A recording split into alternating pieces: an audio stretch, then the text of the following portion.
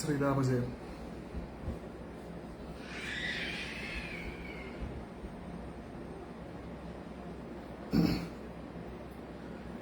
ശ്രീരാമ രാമ രാമ ശ്രീരാമചന്ദ്ര ജയ ശ്രീരാമ രാമ രാമ ശ്രീരാമഭദ്ര ജയ ശ്രീരാമ രാമ രാമ സീതാഭിരാമ ജയ ശ്രീരാമ രാമ രാമ ലോകാഭിരാമ ജയ. ശ്രീരാമജയം ആളുകളൊക്കെ വന്നു തുടങ്ങി തോന്നുന്നു. വളരെ വേഗത്തിൽ ഇന്ന് നമ്മൾ രാവിലെ സൂചിപ്പിച്ച വിഷയങ്ങളെ പറ്റി മാത്രം സംസാരിക്കാനാണ്. അയോധ്യയിലെ രാമജന്മഭൂമി പ്രക്ഷോഭത്തിന്റെ ചരിത്രം മുഴുവനോ അതിന്റെ രാഷ്ട്രീയമായിട്ടുള്ള വശങ്ങളെ പറ്റിയിട്ടോ അതിന്റെ കോടതി വ്യവഹാരങ്ങളുടെ ദീർഘമായിട്ടുള്ള ചരിത്രത്തെ പറ്റിയോ മുഴുവനൊന്നും വിശദീകരിക്കാൻ ഉദ്ദേശിക്കുന്നില്ല. എല്ലാവരും ഇതുമായി ബന്ധപ്പെട്ട നിരവധി ചർച്ചകളിലും മറ്റുമായിട്ട് തിരക്കുകളിലാണെന്നറിയാം. എന്നാൽ ഏതാണ്ട് 500 വർഷത്തെ കാത്തിരിപ്പിന് ശേഷം 5 പതിറ്റാണ്ട് നീണ്ടു നിന്ന കാത്തിരിപ്പിന്, പ്രാർത്ഥനയ്ക്ക്, സഹനത്തിന്, സമർപ്പണത്തിന്, ത്യാഗങ്ങൾക്ക്, സങ്കല്പത്തിന്, ഇതിനെല്ലാം ശേഷം ഒടുവിൽ അയോധ്യയിലെ ശ്രീരാമ ജന്മഭൂമിയിൽ പ്രഭു ശ്രീരാമന്റെ മന്ദിരം, ഭവ്യമായ മന്ദിരം സ്ഥാപിക്കപ്പെടുകയാണ്. അവിടെ രാമന്റെ പ്രാണപ്രതിഷ്ഠ ഈ ജനുവരി 22 നടക്കാനിരിക്കുകയാണ്. ഈ രാജ്യത്തെ ഹിന്ദു സമൂഹത്തെ സംബന്ധിച്ചിടത്തോളം ഏറ്റവും സന്തോഷകരമായ, ഏറ്റവും ആശ്വാസകരമായ, ഏറ്റവും ആഘോഷത്തിന്റെ ഒരു അന്തരീക്ഷം സൃഷ്ടിക്കുന്ന ഒരു സാഹചര്യമാണിത്. എന്നാൽ ഈ ആനന്ദത്തെ കെടുത്തിക്കളയുന്നതിന് വേണ്ടി അവരെ വളരെ ബോധപൂർവം കുറ്റബോധത്തിൽ ഏർപ്പെടുത്തുന്നതിന് വേണ്ടിയിട്ട്, അവരെ ഏതൊക്കെയോ തരത്തിലുള്ള അപകർഷതാബോധങ്ങളിലേക്ക് തള്ളിയിടുന്നതിന് വേണ്ടി ഇതേതോ തരത്തിൽ അപഹരിച്ചെടുത്ത ഭൂമിയാണ്. മറ്റൊരു വിഭാഗത്തിന്റെ ആരാധനാലയത്തെ തകർത്ത് അന്യായമായി നിർമ്മിച്ചിട്ടുള്ള ഒരു ക്ഷേത്രമാണ്. അവിടെ ഇത്തരത്തിലുള്ള പ്രാണപ്രതിഷ്ഠയ്ക്കോ ക്ഷേത്ര സ്ഥാപനത്തിനോ എന്തെങ്കിലും അർത്ഥത്തിലുള്ള മഹത്വമില്ല എന്ന് ചില ആളുകൾ ബോധപൂർവം പ്രചരിപ്പിച്ചുകൊണ്ടിരിക്കുകയാണ്. അങ്ങനെ ഹിന്ദു സമൂഹത്തിന്റെ ഈ കാര്യത്തിലുള്ള ആനന്ദത്തെ കെടുത്തിക്കളയുന്നതിന് വേണ്ടിയിട്ടുള്ള ബോധപൂർവമായിട്ടുള്ള പരിശ്രമം നടത്തിക്കൊണ്ടിരിക്കുമ്പോൾ സ്വാഭാവികമായിട്ടും അതിൽ ഇവർ ഉന്നയിക്കുന്ന പ്രധാനപ്പെട്ട 3-4 കാര്യങ്ങൾക്ക് മാത്രം മറുപടി പറയേണ്ടതുണ്ട്. പലപ്പോഴും പല വേദികളിൽ ഈ വിഷയവുമായി ബന്ധപ്പെട്ട് സംസാരിച്ചിട്ടുണ്ട്, പലപ്പോഴും ഈ കാര്യങ്ങൾ വിശദീകരിച്ചിട്ടുള്ളതാണ്. എങ്കിൽ പോലും ഫേസ്ബുക്കിലെ ഈ ഒരു എന്താ പറയുക, എന്നെ വായിച്ചിരുന്ന, ഇപ്പോൾ അങ്ങനെ സ്ഥിരമായിട്ട് എഴുതാറില്ലാത്തതുകൊണ്ട് ഇപ്പോൾ അങ്ങനെ വായനക്കാരുണ്ടാവും എന്ന് വിചാരിക്കുന്നില്ല, പക്ഷെ എന്നെ സ്ഥിരമായി വായിച്ചിരുന്ന, എനിക്ക് വളരെ ബന്ധമുള്ള എൻ്റെ ഒരു ഓഡിയൻസിനോട് ഈ വിഷയവുമായി ബന്ധപ്പെട്ടൊന്ന് സംസാരിക്കണം എന്ന് വിചാരിച്ചിട്ടാണ് ഇങ്ങനെ ഒരു ലൈവ് ചെയ്തത്. ഞാൻ പറയുന്നത് കേൾക്കാനുണ്ട് തോന്നുന്നു. ശബ്ദത്തിന് എന്തെങ്കിലും ബുദ്ധിമുട്ടുണ്ടെങ്കിൽ അത് സൂചിപ്പിച്ചാൽ നല്ലതായിരുന്നു. ഞാൻ ഇന്ന് രാവിലെ ഒരു ഫേസ്ബുക്ക് പോസ്റ്റ് ഇട്ടിരുന്നല്ലോ, അതിൽ ഞാൻ പറഞ്ഞിരുന്നു 3 കാര്യങ്ങളെ പറ്റിയിട്ടാണ് പ്രധാനമായിട്ടും. അതായത് ഇവിടെ തർക്കം ഉന്നയിക്കപ്പെടുന്നത് ഈ പറയുന്ന ബാബറി മസ്ജിദ് എന്ന് പറയുന്ന ഒരു പള്ളി തകർക്കപ്പെടുന്നതിന് മുൻപ്, ബാബറി മസ്ജിദ് എന്ന് പറയുന്ന പള്ളി നിർമ്മിക്കപ്പെടുന്നതിന് മുൻപ് അവിടെ നിലനിന്നിരുന്നതായി പറയപ്പെടുന്ന ശ്രീരാമക്ഷേത്രം എന്നൊക്കെയാണല്ലോ പറയുന്നത്. അങ്ങനെ ഒരു രാമക്ഷേത്രം അവിടെ നിലനിന്നിരുന്നു എന്നതിന് കൃത്യമായിട്ടുള്ള ഒരു തെളിവില്ല. അതുമായി ബന്ധപ്പെട്ട് ഏതെങ്കിലും തരത്തിലുള്ള ചരിത്രപരമായിട്ടുള്ള രേഖകളോ ആർക്കിയോളജിക്കൽ ആയിട്ടുള്ള എവിഡൻസുകളോ ഇല്ല. രാമക്ഷേത്രം എന്ന് പറയുന്നത് കേവലം ഒരു അസംഷൻ മാത്രമാണ്, കേവലം ഒരു വിശ്വാസം മാത്രമാണ്. എന്നാൽ ബാബറി മസ്ജിദ് എന്ന് പറയുന്ന പള്ളി നമ്മൾ കാണുകയും നേരിട്ട് മനസ്സിലാക്കുകയും ചെയ്തിട്ടുള്ള ഒരു യാഥാർത്ഥ്യമാണ് എന്ന രീതിയിൽ ഒരു നരേറ്റീവ് ഉണ്ട്. അപ്പൊ അതുമായി ബന്ധപ്പെട്ട് എന്തായിരുന്നു 16-ാം നൂറ്റാണ്ടിന് മുൻപ് അവിടെ ഉണ്ടായിരുന്നത് എന്നതിനെ സംബന്ധിച്ച് എന്താണ് ചരിത്രം, എന്താണ് തെളിവുകൾ നമ്മളോട് പറയുന്നത് എന്നതാണ് ഒന്ന്.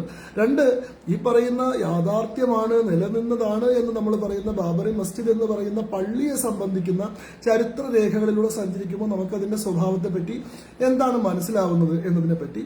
3, സുപ്രീം കോടതി വിധിയെ പറ്റി. നോക്കൂ, 70 കൊല്ലത്തെ വ്യവഹാരത്തിന് ശേഷം നമ്മുടെ രാജ്യത്തെ കോടതി അന്തിമ തീർപ്പ് പറഞ്ഞിട്ടുള്ള ഒരു വിഷയമാണ് രാമജന്മഭൂമി പ്രക്ഷോഭം. അതായത് ഇതുമായി ബന്ധപ്പെട്ട ആദ്യത്തെ സിവിൽ കേസ് നമ്മുടെ ഇന്ത്യൻ കോടതികളിൽ ഫയൽ ചെയ്യപ്പെടുന്നത് 1949-ലാണ്. 2019 ഒക്ടോബർ 9-ാം തീയതിയാണ് ബഹുമാനപ്പെട്ട സുപ്രീം കോടതിയുടെ 5-അംഗ ഭരണഘടനാ ബെഞ്ച് ഈ കാര്യത്തിൽ വിധി പറയുന്നത്. 70 വർഷം നീണ്ട ഡെലിബറേഷനാണ്, 70 വർഷം നീണ്ട ലിറ്റിഗേഷനാണ്.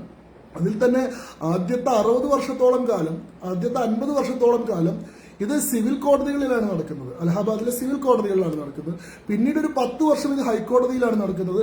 പിന്നീട് ഒരു 10 വർഷം ഇത് സുപ്രീം കോടതിയിലാണ് നടക്കുന്നത്. അങ്ങനെ ഏറ്റവും താഴെത്തട്ട് മുതൽ ഏറ്റവും മുകൾ തട്ട് വരെയുള്ള രാജ്യത്തെ എല്ലാ കോടതികളും വളരെ കൃത്യമായി വിലയിരുത്തുകയും തെളിവുകൾ അപ്രീഷിയേറ്റ് ചെയ്യുകയും 2 ഭാഗങ്ങളും കേൾക്കുകയും ചെയ്തതിനു ശേഷം ഈ പറയുന്ന തർക്കത്തിൽ ഉൾപ്പെട്ട പ്രദേശം 2.77 ഏക്കർ ഭൂമി, 2.77 ഏക്കേഴ്സ്, ഈ ഭൂമിയുടെ അവകാശത്തുമായി ബന്ധപ്പെട്ടിട്ടാണല്ലോ തർക്കം ഉണ്ടായിരുന്നത്. ഈ പറയുന്ന തർക്കത്തിൽ ഉൾപ്പെട്ട ഭൂമി പൂർണ്ണമായും രാംലല്ലയ്ക്ക്, രാംലല്ല എന്നത് ഇൻഫന്റ് രാം എന്ന അർത്ഥത്തിൽ, രാംലല്ല വിരാജ്മാൻ, ആ കേസിലൊരു കക്ഷി കൂടിയായിരുന്നു Hindu deity is a juristic person. നമുക്കറിയുന്നത് പോലെ ഒരു ക്ഷേത്രമൂർത്തി എന്ന് പറയുന്നത് ഒരു നിയാമക വ്യക്തിയാണ്. അങ്ങനെ രാംലല്ല എന്ന് പറയുന്ന നിയാമക വ്യക്തി ആ കേസിൽ കക്ഷിയായിരുന്നു.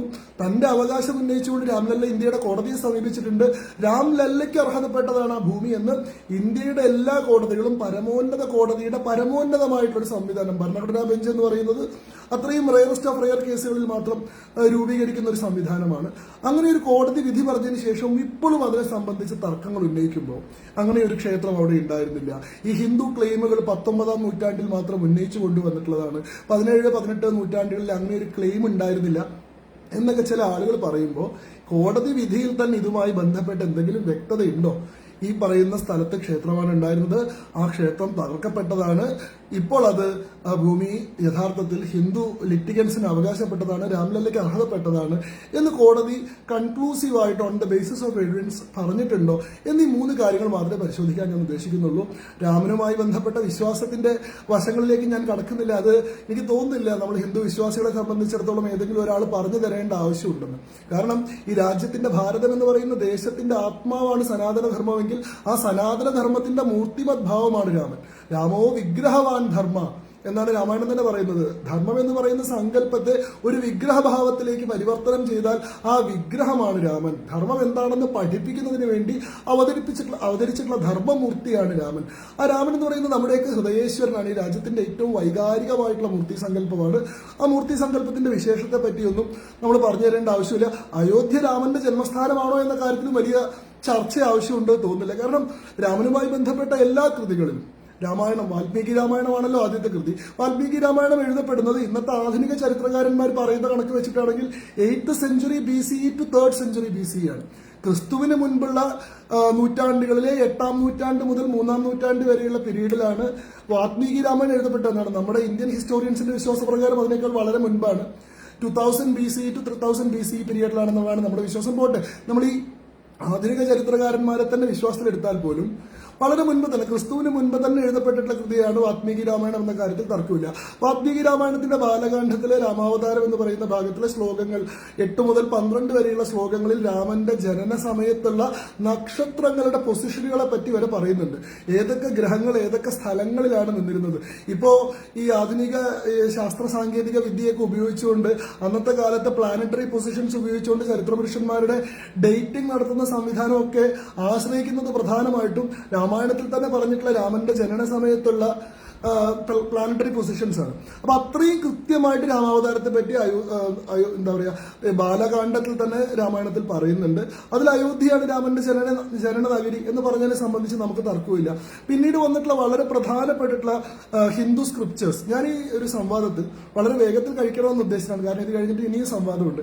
കഴിഞ്ഞ കുറെ ദിവസങ്ങളായിട്ട് തുടർച്ചയായിട്ട് ഈ വിഷയങ്ങൾ സംസാരിച്ചുകൊണ്ടിരിക്കുകയാണ്. ഇനി ഇത് കഴിഞ്ഞ് 8:00 എനിക്ക് ക്ലബ് ഹൗസിലൊരു ചർച്ചയും കൂടി ഉണ്ട്. അതുകൊണ്ട് വേഗത്തിൽ കഴിക്കാം എന്നാണ് വിചാരിക്കുന്നത്. പ്രധാനമായിട്ടും 3 സോഴ്സസിനെയാണ് നമ്മൾ ആശ്രയിക്കാൻ ഉദ്ദേശിക്കുന്നത്. ഒന്ന് ഹിന്ദു സോഴ്സസ് ആണ്, ഒന്ന് മുസ്ലിം സോഴ്സസ് ആണ്, ഒന്ന് ഇംഗ്ലീഷ് സോഴ്സസ് ആണ്. അതായത് ഹിന്ദു സ്ക്രിപ്റ്റേഴ്സ് എന്താണ് ഇതുമായി ബന്ധപ്പെട്ട് പറയുന്നത്, ഇസ്ലാമിക് സ്ക്രിപ്റ്റേഴ്സ് എന്താണ് ഇതുമായി ബന്ധപ്പെട്ട് പറയുന്നത്, ഇംഗ്ലീഷ് സ്ക്രിപ്റ്റേഴ്സ് ബ്രിട്ടീഷുകാരുടെ കാലഘട്ടത്തിൽ അവർ തയ്യാറാക്കിയിട്ടുള്ള ഗസറ്റുകൾ, ട്രാവലോഗുകൾ, അവരുടെ മറ്റു തരത്തിലുള്ള കോഡിഫിക്കേഷനുകൾ, ഇതിലെല്ലാം എന്താണ് പറയുന്നത് എന്നതിനെ ആശ്രയിച്ചാണ്. ഹിന്ദു സ്ക്രിപ്റ്റേഴ്സ് പറഞ്ഞു കൊടുക്കുമ്പോൾ നമ്മൾ ഏറ്റവും ആദ്യം കാണുന്ന രാമായണം തന്നെയാണ്. രാമായണത്തിൽ അയോധ്യ രാമന്റെ ജന്മസ്ഥാനമാണ് എന്ന് വളരെ കൃത്യമായിട്ട് പറഞ്ഞിട്ടുണ്ട്. കോസലം എന്ന് പറയുന്ന പ്രദേശത്തിലെ അയോധ്യ തലസ്ഥാനമാക്കി ഭരിച്ചിരുന്ന ദശരഥന്റെയും കൗസല്യയുടെയും മകനായി ജനിക്കുന്ന രാമനെ സംബന്ധിച്ചിട്ടുള്ള കൃത്യമായിട്ടുള്ള പരാമർശങ്ങളുണ്ട്. അതിനുശേഷം വരുന്ന പുരാണം എനിക്ക് തോന്നുന്നു സ്കന്ദപുരാണമാണ്. സ്കന്ദപുരാണത്തിന്റെ ഇന്നത്തെ ആധുനിക ഡേറ്റിംഗ് എന്ന് പറയുന്നത് ഏറ്റവും പഴയ മാനുസ്ക്രിപ്റ്റ് കണ്ടെടുക്കപ്പെട്ടിട്ടുള്ളത് 8th century CE ആണ്. കോമൺ ഇറ 8th centuryയിലാണ് ഏറ്റവും പഴയ മാനുസ്ക്രിപ്റ്റ് സ്കന്ദപുരാണവുമായി ബന്ധപ്പെട്ട് കണ്ടെടുത്തിട്ടുള്ളത്. അതുകൊണ്ട് തന്നെ അതിനേക്കാൾ പഴയ സ്ക്രിപ്റ്റുകൾ ഉണ്ടായിരിക്കാമെന്നാണ് ചരിത്രകാരന്മാർ പോലും പറയുന്നത്. പ്രത്യേകിച്ചും സ്കന്ദപുരാണത്തെ ആധികാരികമായി പഠിച്ചിട്ടുള്ള ഇംഗ്ലീഷ് ഹിസ്റ്റോറിയൻ എന്ന് പറയുന്നത് ഹൻസ് ബക്കർ ആണ്. ഹൻസ് ബക്കർ പറയുന്നത് 4ാം നൂറ്റാണ്ട് മുതൽ 5ാം നൂറ്റാണ്ട് വരെയുള്ള കാലഘട്ടത്തിലും സ്കന്ദപുരാണം ഉണ്ടായേക്കാം എന്നാണ്. സ്കന്ദപുരാണത്തിന്റെ വളരെ പ്രധാനപ്പെട്ട ഒരു ഭാഗമാണ് വൈഷ്ണവ കാണ്ഡം എന്ന് പറയുന്നത്, വൈഷ്ണവ ഖണ്ഡ എന്ന് പറയുന്നത്. വൈഷ്ണവ ഖണ്ഡത്തിൽ അയോധ്യ മഹാത്മ്യം എന്ന് പറയുന്ന ഒരു ഭാഗമുണ്ട്.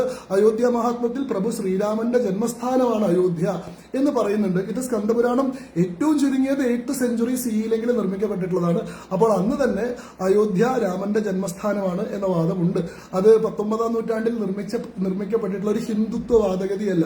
അതിനുശേഷം ബൃഹത് ധർമ്മോത്തര പുരാണം എന്ന് പറയുന്നു. ബൃഹത് ധർമ്മോത്തര പുരാണം ഇന്നത്തെ ഹിസ്റ്റോറിക്കൽ ഡേറ്റിംഗ് പ്രകാരം 12th സെഞ്ചുറി സിയിലാണ് വിരചിക്കപ്പെടുന്നത്. അതായത് 12-ാം നൂറ്റാണ്ടിലാണ് അത് എഴുതപ്പെട്ടത് എന്നാണ് ഇംഗ്ലീഷ് ചരിത്രകാരന്മാർ പറയുന്നത്. ബൃഹത് ധർമ്മോത്തര പുരാണത്തിൽ അയോധ്യയെ സംബന്ധിക്കുന്ന ഒരു സ്തുതിയുണ്ട്. നമ്മളെല്ലാവരും സ്ഥിരമായി ചൊല്ലാറുള്ള ഒരു സംഗതിയാണ് അയോധ്യ മധുരാമായ കാശി കാഞ്ചി അവന്തിക. നമ്മൾ സപ്തമ മോക്ഷപുരികൾ, 7 മോക്ഷത്തിന്റെ പുരികൾ എന്ന് പറയുമ്പോൾ അതിൽ പറയുന്ന ആദ്യത്തെ പുരിയാണ് അയോധ്യ. അയോധ്യ എങ്ങനെയാണ് മോക്ഷപുരി ആകുന്നതെന്ന് വെച്ചാൽ വൈഷ്ണവാവതാരമായ 7ാമത്തെ അവതാരമായിട്ടുള്ള ധർമ്മമൂർത്തിയായിട്ടുള്ള രാമന്റെ അവതാരം കൊണ്ട് പുണ്യമായ ഭൂമിയാണ് അയോധ്യ എന്ന അർത്ഥത്തിലാണ് അയോധ്യയെ മോക്ഷപുരിയായിട്ട് എടുക്കുന്നത്. അപ്പൊ ഹിന്ദു സ്ക്രിപ്റ്റേഴ്സ് എടുത്തു കഴിഞ്ഞാൽ നമ്മൾ രാമായണം കാണുന്നുണ്ട്, സ്കന്ദപുരാണം കാണുന്നുണ്ട്, സ്കന്ദപുരാണത്തിന്റെ വൈഷ്ണവകാണ്ഡത്തിലെ ഈ പറയുന്ന അയോധ്യ മഹാത്മ്യം കാണുന്നുണ്ട്, നമ്മൾ ബൃഹത് ധർമ്മോത്തര പുരാണം പോലെയുള്ള പുരാണ കൃതികൾ കാണുന്നുണ്ട്.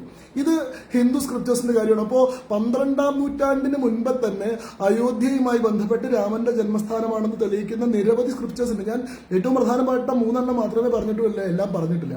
അതിനുശേഷം നമ്മൾ വരുമ്പോൾ ഹിസ്റ്ററിക്കൽ റെക്കോർഡ്സ് നോക്കുമ്പോൾ ഗുപ്ത എംപയറിന്റെ കാലഘട്ടം, ഗുപ്ത പീരീഡ് എന്ന് പറയുന്നത് 600 CE ആണ്. 600 CEയിൽ അയോധ്യ തലസ്ഥാനമാക്കിയിട്ട് ഒരു ഗുപ്ത രാജാവ് ഉണ്ടായിരുന്നു. ആ രാജാവിന്റെ പേര് കുമാരഗുപ്ത എന്നാണ്. കുമാരഗുപ്തൻ അയോധ്യ തന്റെ തലസ്ഥാനമാക്കി ഭരിച്ചു എന്നാണ്. യഥാർത്ഥത്തിൽ ഇദ്ദേഹത്തിന്റെ രഘുവംശം, കാളിദാസന്റെ രഘുവംശം രചിക്കപ്പെടുന്നത് അയോധ്യയിൽ വെച്ചിട്ടാണ്. രഘുവംശം അന്നത്തെ കാലത്ത് ജീവിച്ചിരുന്ന വിക്രമാദിത്യ എന്ന് പറയുന്ന രാജാവിന്റെ, അതായത് സമുദ്രഗുപ്ത സെക്കൻഡ് എന്ന് പറയുന്ന ആളുടെ അവതരണം രാമനുമായി ബന്ധപ്പെടുത്തി നടത്തിയതാണ് എന്ന് പറയുന്നുണ്ട്. അതിൽ രാമന്റെ കാലശേഷം അയോധ്യയുടെ പ്രതാപം നഷ്ടപ്പെടുകയും അത് കുശനാൽ വീണ്ടെടുക്കപ്പെടുകയും ചെയ്യുന്നതിനെ പറ്റി രഘുവംശത്തിൽ പറയുന്നുണ്ട്. ഇത് യഥാർത്ഥത്തിൽ രാമന് ശേഷം പ്രതാപം നഷ്ടപ്പെട്ട അയോധ്യയെ ഈ വിക്രമാദിത്യന്റെ കാലഘട്ടത്തിൽ പുനർനിർമ്മിച്ചതിനെ പറ്റിയിട്ടാണ്. അതുകൊണ്ട് ഗുപ്ത പീരീഡിൽ തന്നെ അയോധ്യ വളരെ പ്രധാനപ്പെട്ടിട്ടുള്ള ഒരു സിറ്റി ആയിട്ട് ഡെവലപ്പ് ചെയ്തിരുന്നു എന്നത് ഹിസ്റ്ററിക്കൽ റെക്കോർഡ്സ് കൊണ്ട് നമുക്ക് മനസ്സിലാക്കാവുന്ന കാര്യമാണ്. മാത്രവുമല്ല, ഈ പറയുന്ന ഗുപ്ത ഡൈനാസ്റ്റിയിൽ പെടുന്ന പ്രവരഗുപ്ത എന്ന് പറയുന്ന രാജാവ് 450 CE, അതായത് 5th സെഞ്ചുറി CEയിൽ അവിടെ രാമന് വേണ്ടി ക്ഷേത്രം നിർമ്മിച്ചതുമായി ബന്ധപ്പെട്ട വളരെ കൃത്യമായിട്ടുള്ള റെക്കോർഡുകൾ, അതായത് 5-ാം നൂറ്റാണ്ടിൽ തന്നെ, ഏറ്റവും ചുരുങ്ങിയത്, അതിന് മുൻപുള്ള കാര്യം എനിക്കറിയില്ല, പ്രവരഗുപ്തൻ എന്ന് പറയുന്ന ഗുപ്ത രാജാവിന്റെ ലൈഫ് ടൈം റെക്കോർഡാണ്. അങ്ങനെ 5-ാം നൂറ്റാണ്ട് മുതലെങ്കിലും അവിടെ ക്ഷേത്രം ഉണ്ടായിരുന്നു എന്നത് വളരെ കൃത്യമായി പറയപ്പെടുന്ന സംഗതിയാണ്. അതിനുശേഷം ഗുപ്ത ഡൈനാസ്റ്റിക്ക് ശേഷം വരുന്ന ഡൈനാസ്റ്റിയാണ് Gahadavala dynasty. Gahadavala dynasty 12th സെഞ്ചുറിയാണ്. 12th സെഞ്ചുറി ഉണ്ടാകുന്ന ഗന്ധവല ഡൈനാസ്റ്റിയുടെ ഏറ്റവും പ്രധാനപ്പെട്ട കാര്യം എന്ന് പറയുന്നത് അവരൊരു വൈഷ്ണവ ഡൈനാസ്റ്റിയാണ്. ഒരു വൈഷ്ണവ ഭക്തരായിട്ടുള്ള ആളുകളാണ്. ധാരാളം വിഷ്ണു ക്ഷേത്രങ്ങൾ ഇവരുടെ കാലഘട്ടത്തിൽ നിർമ്മിക്കപ്പെട്ടിട്ടുണ്ട്. ഇംഗ്ലീഷ് ഹിസ്റ്റോറിയൻസ് തന്നെ പറയുന്നത് ഈ കാലഘട്ടത്തിൽ 12th സെഞ്ചുറിയിൽ നിർമ്മിക്കപ്പെട്ട 5ഓളം ക്ഷേത്രങ്ങൾ, രാമക്ഷേത്രങ്ങൾ, അയോധ്യയുമായി ബന്ധപ്പെട്ട രാമക്ഷേത്രങ്ങൾ ഔറംഗസേബിന്റെ കാലം വരെ നിലനിന്നു എന്നാണ്. ഔറംഗസേബിന്റെ കാലം വരെ അത് അതിജീവിച്ചു. അതിനുശേഷം അവ തകർക്കപ്പെട്ടിട്ടുണ്ടാവാം. അപ്പോ 12-ാം നൂറ്റാണ്ടിലും അവിടെ അയോധ്യയിൽ രാമക്ഷേത്രം ഉണ്ടായിരുന്നു. മാത്രമല്ല, അയോധ്യയിൽ നിന്ന് കണ്ടെടുക്കപ്പെട്ട ഫലകത്തിൽ, വിഷ്ണുശിലാഫലകം, അവിടുത്തെ ആർക്കിയോളജിക്കൽ സർവേയുടെ ഗവേഷണത്തിൽ അല്ലെങ്കിൽ പര്യവേഷണത്തിൽ കണ്ടെടുക്കപ്പെട്ടിട്ടുണ്ടല്ലോ. ആ വിഷ്ണുശിലാഫലകത്തിൽ പറയുന്നത് ഈ ക്ഷേത്രം സമർപ്പിക്കുന്നത് 87 തൂണുകളിലായി 12 കോളങ്ങളിലായി നിൽക്കുന്ന മഹാവിഷ്ണുവിന്റെ, ആരാണോ ദശാനനായിട്ടുള്ള രാവണന്റെ കഥ കഴിച്ചത്, ആ രാമന് വേണ്ടി സമർപ്പിക്കപ്പെടുന്ന ഈ ക്ഷേത്രം സമർപ്പിക്കുന്നത് ഗന്ധവല രാജവംശത്തിലെ ഇന്ന രാജാവാണ് എന്ന് പറയുന്ന വിഷ്ണുശിലാഫലകം എന്ന് പറയുന്ന ഇൻസ്ക്രിപ്ഷൻ ഈ പറയുന്ന ബാബറി മസ്ജിദ് എന്ന് പറഞ്ഞിരുന്ന പള്ളിക്കുള്ളിൽ നിന്ന് തന്നെ കണ്ടെടുക്കപ്പെട്ടിട്ടുണ്ട്. 1976 BB ലാലിന്റെയും KK മുഹമ്മദിന്റെയും നേതൃത്വത്തിൽ നടത്തിയിട്ടുള്ള ഈ പറയുന്ന ആർക്കിയോളജിക്കൽ സർവേയിൽ അത് കണ്ടെടുക്കപ്പെട്ടിട്ടുണ്ട്. അപ്പൊ 12-ാം നൂറ്റാണ്ടിലും ഈ പറയുന്നത് പോലെ ഒരു ക്ഷേത്രം അവിടെ ഉണ്ടായിരുന്നു എന്ന കാര്യത്തിൽ വ്യക്തതയുണ്ട്. ഇനി നമ്മൾ കുറച്ചുകൂടി മുന്നോട്ട് പോകുമ്പോൾ നമുക്ക് ദക്ഷിണേന്ത്യയിൽ നിന്ന് തന്നെ ഈ അയോധ്യയിലെ രാമക്ഷേത്രവുമായി ബന്ധപ്പെട്ട തെളിവുകൾ കിട്ടുന്നുണ്ട്. ഏറ്റവും പ്രധാനമായിട്ട് പറയാവുന്നത് വൈഷ്ണവ ആഴ്വാർമാരാണ്. നമുക്കറിയാം, തമിഴ്നാട്ടിൽ ഉണ്ടായിരുന്ന വൈഷ്ണവ ഭക്തി movement 5th century CE to 9th century CE ആണ്. 5-ാം നൂറ്റാണ്ട് മുതൽ 9-ാം നൂറ്റാണ്ട് വരെയുള്ള കാലഘട്ടങ്ങളിലാണ് വൈഷ്ണവ ആഴ്വാർമാരുടെ കാലഘട്ടമായി കണക്കാക്കപ്പെടുന്നത്. ഇവരാണ് 4000 ദിവ്യദേശ പ്രബന്ധങ്ങൾ രചിക്കുന്നത്. 63 ശൈവ നയനാന്മാരും 12 വൈഷ്ണവ ആഴ്വാർമാരുമാണ് ഉണ്ടായിരുന്നത്. ശൈവ ഭക്തി മൂവ്മെന്റിന്റെ ആൾക്കാരെയാണ് നമ്മൾ നയനാന്മാരെന്ന് വിളിക്കുന്നത്. വിഷ്ണു ഭക്തിയുടെ ഒരു വലിയ ധാരയെ മുന്നോട്ട് നയിച്ചവരെയാണ് നമ്മൾ ആഴ്വാർമാരെന്ന് വിളിക്കുന്നത്. ഈ വൈഷ്ണവ ആഴ്വാർമാരുടെ 4000 ദിവ്യദേശ പ്രബന്ധങ്ങളിലാണ് 108 വൈഷ്ണവ ദിവ്യദേശങ്ങളെ പറ്റി പറയുന്നത്. രാജ്യത്തുടനീളമുള്ള പല ഭാഗങ്ങളിലായി കിടക്കുന്ന 108 വൈഷ്ണവരെ സംബന്ധിച്ചിടത്തോളം ഏറ്റവും പ്രാധാന്യമുള്ള 108 വൈഷ്ണവ ദിവ്യദേശങ്ങളെ പറ്റി പറയുന്നുണ്ട്. നിങ്ങൾ ആ 4000 ദിവ്യദേശ പ്രബന്ധം എടുത്ത് പഠിക്കുകയാണെങ്കിൽ അതിലെ ഒരു ക്ഷേത്രത്തിന്റെ പേര് വടക്കേ ഇന്ത്യയിലുള്ള തിരുഅയോത്തി എന്നാണ്.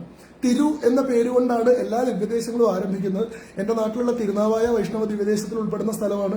നമ്മുടെ കേരളത്തിൽ തന്നെയുള്ള തിരുവല്ലയും തിരുവനന്തപുരവും, തിരുവല്ല വല്ലഭക്ഷേത്രവും തിരുവനന്തപുരത്ത് ശ്രീപത്മനാഭസ്വാമി ക്ഷേത്രവും, ഇത് രണ്ടും വൈഷ്ണവ ദിവ്യദേശങ്ങളിൽ ഉൾപ്പെടുന്നതാണ്. ഇങ്ങനെ രാജ്യത്തിന്റെ പല ഭാഗങ്ങളിലുള്ള വൈഷ്ണവ ദിവ്യദേശങ്ങളിൽ 5-ാം നൂറ്റാണ്ടിനും 9-ാം നൂറ്റാണ്ടിനും ഇടയ്ക്ക് ജീവിച്ചിരുന്ന വൈഷ്ണവ ആഴ്വാർമാർ പറയുന്നു തിരുഅയോത്തി, രാമന്റെ ജന്മസ്ഥാനമായിട്ടുള്ള അയോധ്യ തിരുഅയോത്തി എന്ന് പറയുന്ന വൈഷ്ണവ ദിവ്യദേശമാണ്. അപ്പോൾ 9-ാം നൂറ്റാണ്ടിലും ഇങ്ങനെയൊരു വിശ്വാസം വടക്കേ ഇന്ത്യയിൽ മാത്രമല്ല, ഇന്ന് ദക്ഷിണ ഇന്ത്യയിൽ, ഇങ്ങ് തെക്കേ ഇന്ത്യയിൽ തമിഴ്നാട്ടിൽ ജീവിച്ചിരുന്ന വൈഷ്ണവ ആഴ്വാർമാർക്കിടയിൽ പോലും ഒരു സംശയം ഉണ്ടായിരുന്നില്ല അയോധ്യ രാമന്റെ ജന്മസ്ഥാനമായിരുന്നു എന്ന കാര്യത്തിൽ. പിന്നീട് നമ്മൾ മുന്നോട്ട് പോകുമ്പോൾ ഞാൻ ഈ 12-ാം നൂറ്റാണ്ടിലെ ബൃഹത് ധർമ്മോത്തര പുരാണത്തെ പറ്റി പറഞ്ഞു. 16-ാം നൂറ്റാണ്ടിലെ നമ്മൾ ആദ്യത്തെ പ്രധാനപ്പെട്ട തെളിവ് കാണുന്നത് സിഖ് മതത്തിന്റെ സ്ഥാപകനായിട്ടുള്ള ഗുരു നാനക്കിന്റെ ഔദ്യോഗിക ജീവചരിത്രങ്ങൾ തന്നെയാണ്. കോടതി പോലും റിലേ ചെയ്തിട്ടുള്ള ഏറ്റവും പ്രധാനപ്പെട്ട ഡോക്യുമെന്റ് എന്ന് പറയുന്നത്. ബാക്കി ഇപ്പം ഞാൻ നേരത്തെ പറഞ്ഞ ഹിന്ദു സ്ക്രിപ്റ്റേഴ്സിനെ മുഴുവൻ നിങ്ങൾക്ക് വേണമെങ്കിൽ ഈ പറയുന്ന ആധുനിക ചരിത്രകാരന്മാർക്ക് ഡിനൈ ചെയ്യാം. അവർക്ക് എന്തു സാധിക്കും? രാമൻ എന്ന് പറയുന്ന ഒരു ക്യാരക്ടർ ജീവിച്ചിട്ടേ ഇല്ല. രാമൻ എന്ന് പറയുന്നത് ഒരു മിത്തിക്കൽ ക്യാരക്ടറാണ്. രാമൻ ജനിച്ചിട്ടേ ഇല്ല, ജീവിച്ചിട്ടേ ഇല്ല എന്ന് നിരവധി കാലം വാദിച്ചിട്ടുള്ള ആളുകളാണ് ഇവര്.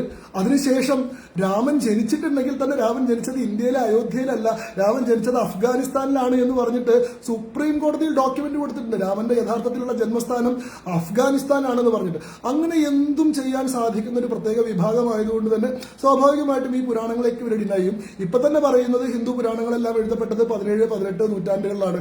ഈ 10-ാം നൂറ്റാണ്ടിന് മുൻപ് ഹിന്ദു പുരാണങ്ങളൊന്നും ഉണ്ടായിരുന്നില്ല എന്നുള്ളതാണ്. ഓട്ടെ, എന്തായാലും ഇതിനൊക്കെ ഒരു ഡിനൈ ചെയ്തോട്ടെ. പക്ഷേ ഗുരു നാനകിന്റെ ജീവചരിത്രങ്ങളെ ഡിനൈ ചെയ്യാൻ സാധിക്കില്ല. കാരണം അത് അദ്ദേഹം ജീവിച്ച കാലഘട്ടത്തിൽ റെക്കോർഡ് ചെയ്യപ്പെട്ടതും പ്രിസർവ് ചെയ്യപ്പെട്ടതുമാണ്. ഇതിൽ നിരവധി ജീവൻ സാക്ഷികളുണ്ട്. ഗുരുനാനകിന്റെ ജീവചരിത്രങ്ങളെ നമ്മൾ ജീവൻ സാക്ഷി എന്നാണ് വിളിക്കുക. നിരവധി ജീവൻ സാക്ഷികളുണ്ട്. പൂർവ്വ ജീവൻ സാക്ഷി, മധ്യ ജീവൻ സാക്ഷി, അന്ത്യ ജീവൻ സാക്ഷി എന്നൊക്കെ പറയുന്ന പല കാലഘട്ടങ്ങളിൽ. ഇതിൽ സിഖ് സമൂഹം ഔദ്യോഗികമായി അംഗീകരിക്കുന്ന പ്രാമാണികമായിട്ടുള്ള 3 ജീവൻ സാക്ഷികളെ, അടിസ്ഥാനമായിട്ടുള്ള 3 ജീവൻ സാക്ഷികൾ, ഈ 3 ജീവൻ സാക്ഷികളും ഒരുപോലെ പറയുന്ന ഒരു കാര്യം 1510-11 കാലഘട്ടത്തിൽ ഗുരുനാനകൻ അയോധ്യയിലെത്തി രാമജന്മഭൂമി ക്ഷേത്രത്തിൽ ആരാധന നടത്തിയെന്നാണ്. അപ്പോൾ രാമന് വേണ്ടി സാക്ഷി പറയാൻ വേണ്ടി കോടതിയിൽ വന്ന ഏറ്റവും പ്രധാനപ്പെട്ട സാക്ഷികളിൽ ഒരാള് സിഖ് മതത്തിന്റെ സ്ഥാപകനായിട്ടുള്ള ഗുരുനാനക് കൂടിയാണ്. ഞാൻ നേരത്തെ പറഞ്ഞു, രാമൻ തന്നെ സ്വയം കക്ഷിയായിട്ട് സുപ്രീം കോടതിയിൽ വന്നിട്ടുണ്ട് തന്റെ ഭൂമിയുടെ അവകാശം വാദിക്കാൻ വേണ്ടി. രാംലല്ല വിരാജ്മാൻ എന്ന് പറയുന്ന കക്ഷി വരുന്നുണ്ട്. രാംലല്ല മാത്രമല്ല വരുന്നത്, തമിഴ്നാട്ടിൽ നിന്ന് വൈഷ്ണവ ആഴ്വാർമാർ വരുന്നുണ്ട്. പഞ്ചാബിൽ നിന്ന് സിഖ് മതസ്ഥാപകനായിട്ടുള്ള ഗുരുനാനക്ക് വരുന്നുണ്ട്. ഗുരുനാനക്ക് കൃത്യമായിട്ട് അദ്ദേഹം അയോധ്യ സന്ദർശിച്ചതിന്റെ തെളിവുകൾ സമർപ്പിക്കുന്നുണ്ട്. ഗുരുനാനക്കൻ നിങ്ങൾക്ക് അറിയുന്നത് പോലെ സിഖ് മതം സ്ഥാപിക്കുന്നതിന് മുമ്പ് അദ്ദേഹം ഒരു വൈഷ്ണവ ഗോസായി ആയിരുന്നു. പശുവിനെ മേയിച്ചുകൊണ്ട് അദ്ദേഹം ഇന്ത്യയുടെ പല ഭാഗങ്ങളിൽ സഞ്ചരിച്ചിട്ടുണ്ട്. ആ സമയത്ത് അദ്ദേഹം കേരളത്തിൽ വന്നിട്ടുണ്ട്. അദ്ദേഹം ശ്രീപത്മനാഭസ്വാമി ക്ഷേത്രത്തിൽ ദർശനം നടത്തിയിട്ടുണ്ട്. ഗുരുഗ്രന്ഥ സാഹിബിലെ വളരെ പ്രധാനപ്പെട്ട ഒരു ശ്ലോകം നമ്മുടെ തിരുവനന്തപുരത്തെ ശ്രീപത്മനാഭനെ പറ്റിയിട്ടുള്ളതാണ്. ഗുരുഗ്രന്ഥ സാഹിബില് നിരവധി ദേവതകളെ സംബന്ധിക്കുന്ന പരാമർശങ്ങളുണ്ടല്ലോ, നിങ്ങൾക്ക് അറിയുന്നത് പോലെ. രാമനെ സംബന്ധിക്കുന്ന നിരവധിയായിട്ടുള്ള പരാമർശങ്ങളുണ്ട്. വിഷ്ണുവിന്റെ അവദാനങ്ങൾ നിരവധിയായിട്ട് വാഴ്ത്തുന്നുണ്ട്. എന്നുമല്ല, ആദ്യത്തെ 10 സിഖ് ഗുരുക്കന്മാർ, ആദ്യത്തെ 10 സിഖ് ഗുരുസ് എന്ന് പറയുന്നവരെല്ലാം വളരെ കൃത്യമായി വൈഷ്ണവിസം ഫോളോ ചെയ്തിരുന്ന ആളുകളാണ് എന്ന് രേഖകൾ കൊണ്ട് തെളിയിക്കാൻ സാധിക്കുന്നുണ്ട്. അപ്പൊ ഗുരുനാനക്കിന്റെ ഔദ്യോഗിക ജീവചരിത്രമായിട്ടുള്ള ജീവൻ സാഖിയിൽ 1510 അദ്ദേഹം അയോധ്യ ക്ഷേത്രം സന്ദർശിച്ചു എന്ന് വളരെ കൃത്യമായി പറയുന്നത്. അപ്പൊ അൺഡിനൈബിൾ ആയിട്ടുള്ള ഒരു ഫാക്റ്റാണ് എന്ത്, അയോധ്യയിൽ 16-ാം നൂറ്റാണ്ടിന് മുൻപ് ഒരു രാമക്ഷേത്രം നിലനിന്നിരുന്നു. അത് ഗുപ്ത പീരീഡിൽ ഉണ്ടായിരുന്നു. അതിനുശേഷം ഗന്ധവല പീരീഡിൽ ഉണ്ടായിരുന്നു. ആ ക്ഷേത്രത്തിൽ ദക്ഷിണേന്ത്യയിൽ നിന്ന് ഉൾപ്പെടെയുള്ള ആളുകൾക്ക് അതുമായി ബന്ധപ്പെട്ട വിവരങ്ങൾ ഉണ്ടായിരുന്നു. തീർത്ഥാടനങ്ങൾ നടന്നിരുന്നു. ഒരു വൈഷ്ണവ ദിവ്യദേശമായിട്ട് അത് പരിഗണിക്കപ്പെടുന്നു. ഗുരുനാനക്കിനെ പോലെ ഇന്ത്യയുടെ പല ഭാഗങ്ങളിൽ സഞ്ചരിച്ചിരുന്ന ഗോസായി തീർത്ഥാടകർ ഉൾപ്പെടെയുള്ള ആളുകൾ അവിടെ വന്നിരുന്നു. ഇതുമായി ബന്ധപ്പെട്ട് ധാരാളം രേഖകൾ ഹിന്ദു സ്ക്രിപ്റ്റേഴ്സിൽ പറയുന്നുണ്ട്. അപ്പൊ ആ കാര്യത്തിൽ സംശയമില്ല എന്ന് ഞാൻ ആദ്യം വിചാരിക്കട്ടെ. രണ്ടാമത്തെ കാര്യം, ഈ ക്ഷേത്രം തകർത്തിട്ടാണോ അവിടെ പള്ളി നിർമ്മിച്ചത് എന്നാണ്. ഒരു ക്ഷേത്രം ഉണ്ടായിരുന്നു എന്ന് പറയുന്നത് കൊണ്ട് മാത്രം ആ ക്ഷേത്രം തകർത്തിട്ടാണ് പള്ളി ഉണ്ടാക്കിയതെന്ന് പറയാൻ പറ്റില്ല. പക്ഷെ രണ്ട് കാര്യങ്ങൾ നമ്മുടെ മുമ്പിലുണ്ട്. എന്താണ് രണ്ട് കാര്യങ്ങൾ? ഒന്ന്, അവിടെ ഒരു ക്ഷേത്രം ഉണ്ടായിരുന്നു. 16-ാം നൂറ്റാണ്ട് വരെ അവിടെ ഒരു ക്ഷേത്രം ഉണ്ടായിരുന്നു. 16-ാം നൂറ്റാണ്ടിൽ പെട്ടെന്ന് ആ ക്ഷേത്രം ഇല്ലാതാവുന്നു. 17-ാം നൂറ്റാണ്ടിലേക്ക് നമ്മൾ വരുമ്പോൾ പിന്നെ നമ്മൾ അവിടെ കാണുന്നത് പള്ളിയാണ്. ഈ പീരീഡിൽ എന്താണ് സംഭവിച്ചത് എന്നുള്ളതാണല്ലോ നമ്മുടെ കൗതുകമായിട്ട് നിൽക്കുന്ന സംഗതി. പള്ളിയുടെ നിർമ്മാണവുമായി ബന്ധപ്പെട്ട് നമ്മുടെ മുന്നിലുള്ള തെളിവുകൾ എന്താണെന്ന് നമുക്ക് ഇസ്ലാമിക് സ്ക്രിപ്റ്റേഴ്സും ഇംഗ്ലീഷ് സ്ക്രിപ്റ്റേഴ്സും കൊണ്ട് പരിശോധിക്കാമെന്നാണ് വിചാരിക്കുന്നത്. പൊതുവെ പ്രോമിനന്റ് ആയി പറയപ്പെടുന്ന തിയറി എന്താണ്? ബാബറിന്റെ ഭരണകാലത്ത്, അതായത് ബാബറിന്റെ ഇന്ത്യയിലെ അധിനിവേശത്തിന്റെ അല്ലെങ്കിൽ യുദ്ധങ്ങളുടെ കാലഘട്ടത്തിൽ ബാബറിന്റെ നേതൃത്വത്തിലുള്ള സൈന്യം അല്ലെങ്കിൽ ബാബറിന്റെ പടനായകനായിരുന്ന മീർ ബാക്കി നയിക്കുന്ന സൈന്യമാണ് അയോധ്യയിൽ നിലനിന്നിരുന്ന ക്ഷേത്രം തകർത്തിട്ട് അവിടെ പള്ളി പണിയുന്നതെന്നാണ് ഹിന്ദുക്കൾ പറയുന്നത്. മുസ്ലിം പക്ഷത്ത് നിൽക്കുന്ന ആളുകൾ അല്ലെങ്കിൽ ഈ പറയുന്ന ഇടതുപക്ഷ ചരിത്രകാരന്മാർ പറയുന്നത് അവിടെ പള്ളിയെ ഉണ്ടായിരുന്നില്ല, രാമന്റെ ആരാധനയൊന്നും അവിടെ നടന്നിരുന്നില്ല. മീർ ബാക്കിയുടെ നേതൃത്വത്തിൽ ബാബറിന്റെ കാലഘട്ടത്തിൽ അവിടെ ഒരു പള്ളി ഉണ്ടാക്കി. പിന്നീട് 19-ാം നൂറ്റാണ്ടിൽ ഹിന്ദുക്കൾ ഈ പള്ളിക്ക് വേണ്ടി അവകാശം ഉന്നയിച്ചു. അതിനു മുമ്പ് അങ്ങനെ ഒരു അവകാശവാദം ഹിന്ദുക്കൾക്ക് ഉണ്ടായിരുന്നില്ല എന്നുള്ളതാണ്. അപ്പൊ ഇതുമായി ബന്ധപ്പെട്ട് നമ്മൾ പരിശോധിക്കേണ്ടത് പ്രധാനമായിട്ടും ബാബറിന്റെ തന്നെ പാലസ് റെക്കോർഡ്സ് ആണല്ലോ, ബാബറിന്റെ കൊട്ടാര രേഖകളാണല്ലോ നമ്മൾ പരിശോധിക്കേണ്ടത്. കാരണം ബാബറിന്റെ ജീവിത കാലഘട്ടത്തിൽ ബാബർ ചെയ്തിട്ടുള്ള എല്ലാ കാര്യങ്ങളും ബാബറിന്റെ കോർട്ട് റെക്കോർഡ്സിൽ, ബാബറിന്റെ പാലസ് റെക്കോർഡ്സിൽ രേഖപ്പെടുത്തപ്പെട്ടിട്ടുണ്ട്. ആ റെക്കോർഡ്സിലാണ് നമ്മൾ ബാബർനാമ എന്ന് പറയുന്നത്. ബാബറിന്റെ ജീവിതകാലത്ത് ചെയ്തിട്ടുള്ള കാര്യങ്ങളാണ്. 1526-ലാണ് ബാബർ ഇന്ത്യയിലേക്ക് വരുന്നത്. നിങ്ങൾക്കറിയാം, first battle of Panipat, Ibrahim ലോധിയുമായിട്ട് ബാബറിന്റെ യുദ്ധം നടക്കുന്നു. അതിൽ ഇബ്രാഹിം ലോധി പരാജയപ്പെടുന്നതോട് കൂടിയിട്ടാണ് ബാബറിന്റെ ഇന്ത്യയിലെ ഒരു ഭരണം ആരംഭിക്കുന്ന, ഒരു മുഗൾ ഡൈനാസ്റ്റിയുടെ സ്ഥാപനം ആരംഭിക്കുന്നത്. അങ്ങനെയാണ് 1528-ലായപ്പോഴേക്കും ബാറ്റിൽ ഓഫ് ഖാൻവ പോലെയുള്ള രക്തരൂക്ഷിതമായിട്ടുള്ള നിരവധി യുദ്ധങ്ങൾ നടക്കുന്നുണ്ട്. ഒരുപാട് ഹിന്ദു ക്ഷേത്രങ്ങൾ തകർക്കപ്പെടുന്നുണ്ട്, ഒരുപാട് ഹിന്ദു രാജാക്കന്മാർ കൊല ചെയ്യപ്പെടുന്നുണ്ട്, വലിയ റെസിസ്റ്റൻസ് ഹിന്ദു രാജാക്കന്മാരുടെ ഭാഗത്തു നിന്ന് ഉണ്ടാവുന്നുണ്ട്. പക്ഷേ 1528 ആവുമ്പോഴേക്കും ബാബറിന്റെ ഭരണം എന്ന് പറയുന്നത് അവധ് മേഖലയിലേക്ക് കൂടി, സുൽത്താൻപൂർ, അവധ്, മധുര തുടങ്ങിയിട്ടുള്ള പ്രദേശങ്ങളിലേക്ക് കൂടി വ്യാപിക്കുന്നതായി കാണുന്നുണ്ട്. ഈ കാലഘട്ടത്തിലാണ്, ഈ 1528-ലാണ് ഇവിടെ പള്ളി സ്ഥാപിച്ചതെന്നാണല്ലോ പറയുന്നത്. പക്ഷെ ബാബർനാമയിൽ എവിടെയും ബാബറിന്റെ കാലഘട്ടത്തിൽ അവധിൽ ഇങ്ങനെ ഒരു പള്ളി സ്ഥാപിച്ചതായി പറയുന്നില്ല. ബാബറിന് ശേഷം വരുന്ന ഭരണാധികാരി ഹുമയൂണാണ്. ഹുമയൂണിന്റെ കോർട്ട് റെക്കോർഡ്സിൽ നിന്നും അങ്ങനെ ഒരു പരാമർശമില്ല. ഹുമയൂണിന് ശേഷം വരുന്ന ഭരണാധികാരി അക്ബറാണ്. ബാബറിന്റെ തന്നെ പേരക്കുട്ടിയാണ് അക്ബർ. അക്ബറിന്റെ കാലഘട്ടത്തിൽ വളരെ എക്സ്റ്റെൻസീവ് ആയിട്ട് വളരെ ചെറിയ കാര്യങ്ങൾ പോലും രേഖപ്പെടുത്തപ്പെട്ടിട്ടുള്ള പാലസ് റെക്കോർഡ്സ് സൂക്ഷിച്ചിട്ടുണ്ട്. അതിന് ഐനി അക്ബരി എന്നാണ് പറയുക. ഐനി അക്ബരിയിലും നിങ്ങൾ നോക്കിക്കഴിഞ്ഞാൽ ഈ പറയുന്ന ബാബറിന്റെ കാലഘട്ടത്തിൽ അവധ് പ്രദേശത്ത് ഒരു പള്ളി നിർമ്മിച്ചതുമായി ബന്ധപ്പെട്ട ഒരു പരാമർശം പോലും ഇല്ല. നേരെ തിരിച്ച് അയോധ്യയിൽ നടന്നിരുന്ന രാം നവമി ഫെസ്റ്റിവൽസിനെ പറ്റി വളരെ വിശദമായിട്ടുള്ള ഡിസ്ക്രിപ്ഷൻസ് നമുക്ക് ഐനി അക്ബരിയിൽ കാണാൻ സാധിക്കും. ഐനി അക്ബരി എന്ന് പറയുന്നത് എല്ലാ മതങ്ങളുടെയും തത്വങ്ങളെ സംബന്ധിച്ച് പരാമർശമുള്ള കൃതിയാണ്. അതിൽ വിഷ്ണുവിന്റെ ദശാവതാരങ്ങളെ പറ്റി പറയുന്നുണ്ട്, രാമാവതാരത്തെ പറ്റി എടുത്തു പറയുന്ന ഒരു ഭാഗമുണ്ട്. രാമാവതാരം പറയുന്ന സമയത്ത് അയോധ്യ നഗരത്തെ മെൻഷൻ ചെയ്യുന്നുണ്ട്. അയോധ്യ നഗരത്തിലെ രാമനവമിയുമായി ബന്ധപ്പെട്ട ആഘോഷങ്ങളെ പറ്റി പറയുന്നുണ്ട്. പക്ഷെ അവിടെ പോലും നമ്മൾ എന്ത് കാണുന്നില്ല, അവിടെ അങ്ങനെ ഒരു പള്ളി നിർമ്മിച്ചതുമായി ബന്ധപ്പെട്ട ഒരു പരാമർശവും കാണുന്നില്ല. അപ്പൊ ബാബറിന്റെ കാലത്ത് പള്ളി നിർമ്മിച്ചു എന്ന് പറയുന്ന ക്ലെയിം യഥാർത്ഥത്തിൽ ഡിസ്പ്യൂട്ടഡ് ആണ്. ഈ മീർബാക്കി എന്ന് പറയുന്ന കഥാപാത്രം തന്നെ ഡിസ്പ്യൂട്ടഡ് ആണ്. നിങ്ങൾ 2010 അലഹാബാദ് ഹൈക്കോടതിയുടെ വിധി പരിശോധിക്കുകയാണെങ്കിൽ അലഹാബാദ് ഹൈക്കോടതി കൺക്ലൂസീവ്ലി പറയുന്നത് മീർബാക്കി എന്ന് പറയുന്ന ഒരു കഥാപാത്രം ജീവിച്ചിരുന്നിട്ടേ ഇല്ല എന്നാണ്. മീർ എന്നത് ലോർഡ് എന്നുള്ള അർത്ഥത്തിൽ ഉപയോഗിക്കപ്പെടുന്ന ഒരു പ്രയോഗമാണ്. അങ്ങനെ ഒരു ലോർഡ്, ബാക്കി എന്ന പേരിൽ ഒരു ലോർഡ് ഉണ്ടായിരുന്നില്ല. ഈ ഇൻസ്ക്രിപ്ഷൻ യഥാർത്ഥത്തിൽ ബാബറാണ് ഈ പള്ളി ഉണ്ടാക്കിയത് എന്ന് പറയുന്ന വാദം വരുന്ന എവിടെന്നാണെന്നറിയോ? അത് 1834 ഇംഗ്ലീഷ് സർവേറായിരുന്ന ഫ്രാൻസിസ് ബുക്കാനൻ ഈ പള്ളി പരിശോധിക്കുമ്പോഴാണ് ഫ്രാൻസിസ് ബുക്കാനനാണ് ഇതിന്റെ ഉള്ളിൽ നിന്നൊരു ഇൻസ്ക്രിപ്ഷൻ കിട്ടുന്നത്. ആ ഇൻസ്ക്രിപ്ഷൻ പറയുന്നത് മഹാനായിട്ടുള്ള രാജാവ് ബാബർ ഖലന്തിയുടെ നിർദ്ദേശപ്രകാരം മീർ ബാക്കി നിർമ്മിച്ചിട്ടുള്ള പള്ളി എന്നാണ് ഈ ഇൻസ്ക്രിപ്ഷനിൽ പറയുന്നത്. എന്നാൽ ഈ ഇൻസ്ക്രിപ്ഷൻ വ്യാജമായി നിർമ്മിച്ചതാണെന്നാണ് പിൽക്കാലത്തുള്ള ചരിത്രകാരന്മാരൊക്കെ പറയുന്നത്. ഉദാഹരണത്തിന് ജോസഫ് ടിഫാനിലുള്ള റെക്കോർഡുകളെ ഉദ്ധരിച്ചുകൊണ്ട് കുണാൽ ശർമ്മയെ പോലുള്ള ഇന്ത്യൻ ഹിസ്റ്റോറിയൻസ് പറയുന്നത് അതിന്റെ അടിസ്ഥാനത്തിൽ അലഹാബാദ് ഹൈക്കോടതി പറയുന്നതെല്ലാം മീർബാക്കി എന്ന് പറയുന്ന ഒരു കഥാപാത്രം പോലും ഉണ്ടായിട്ടില്ല എന്നാണ്. അപ്പോ ഈ പറയുന്ന ഇവരുണ്ടല്ലോ, അലിഗർ ഹിസ്റ്റോറിയൻസ് എന്ന് പറയുന്ന ആൾക്കാരുണ്ടല്ലോ, ഇതെങ്ങനെയെങ്കിലും പള്ളിയായിരുന്നു എന്ന് സ്ഥാപിക്കാൻ ശ്രമിക്കുന്ന ആളുകൾ, ഇർഫാൻ ഹബീബിന്റെയൊക്കെ നേതൃത്വത്തിലുള്ള അലിഗർ ഹിസ്റ്റോറിയൻസ് ഇപ്പൊ പറയുന്നത് മീർബാക്കി എന്ന് പറയുന്നത് ബാക്കി താഷ്കണ്ടി എന്ന് പറയുന്ന ആളാണ്. ബാക്കി താഷ്കണ്ടി അന്ധകാലത്ത് വിളിച്ചിരുന്ന പേരാണ് മീർബാക്കി. ഇത് യഥാർത്ഥത്തിൽ പരിശോധിക്കുകയാണ് അലഹാബാദ് ഹൈക്കോടതി ഇങ്ങനെ പറഞ്ഞിരുന്നതാണ്. എന്തായാലും ഞാൻ പറഞ്ഞു വന്നെന്താ വെച്ചാൽ 1528 അവിടെ അങ്ങനെ ഒരു പള്ളി നിർമ്മിക്കുകയാണെങ്കിൽ ഒന്നല്ലെങ്കിൽ ബാബറിന്റെ കോർട്ട് റെക്കോർഡ്സിൽ അത് കാണേണ്ടതാണ്, അല്ലെങ്കിൽ ഹുമയൂണിന്റെ കോർട്ട് റെക്കോർഡ്സിൽ അത് കാണേണ്ടതാണ്. ഏറ്റവും ചുരുങ്ങിയത് അക്ബറിന്റെയെങ്കിലും പാലസ് റെക്കോർഡ്സിൽ അതുമായി ബന്ധപ്പെട്ട പരാമർശങ്ങൾ കാണുന്നില്ല. അടുത്തത് നമ്മൾ ഏറ്റവും പ്രധാനപ്പെട്ട തെളിവായി കാണുന്നത് എന്താ, 1574 രാംചരിത് മാനസ് രചിക്കപ്പെടുന്നത്. നമുക്കറിയാം സന്ത് തുളസീദാസിന്റെ നേതൃത്വത്തിൽ നമ്മൾ ഏറ്റവും പ്രധാനപ്പെട്ട രാമായണത്തിന് ഇന്ത്യയിലെ എല്ലാ ഭാഷകളിലും വിവർത്തനങ്ങളും ഭാഷ്യങ്ങളും ഉണ്ടായിട്ടുണ്ട്.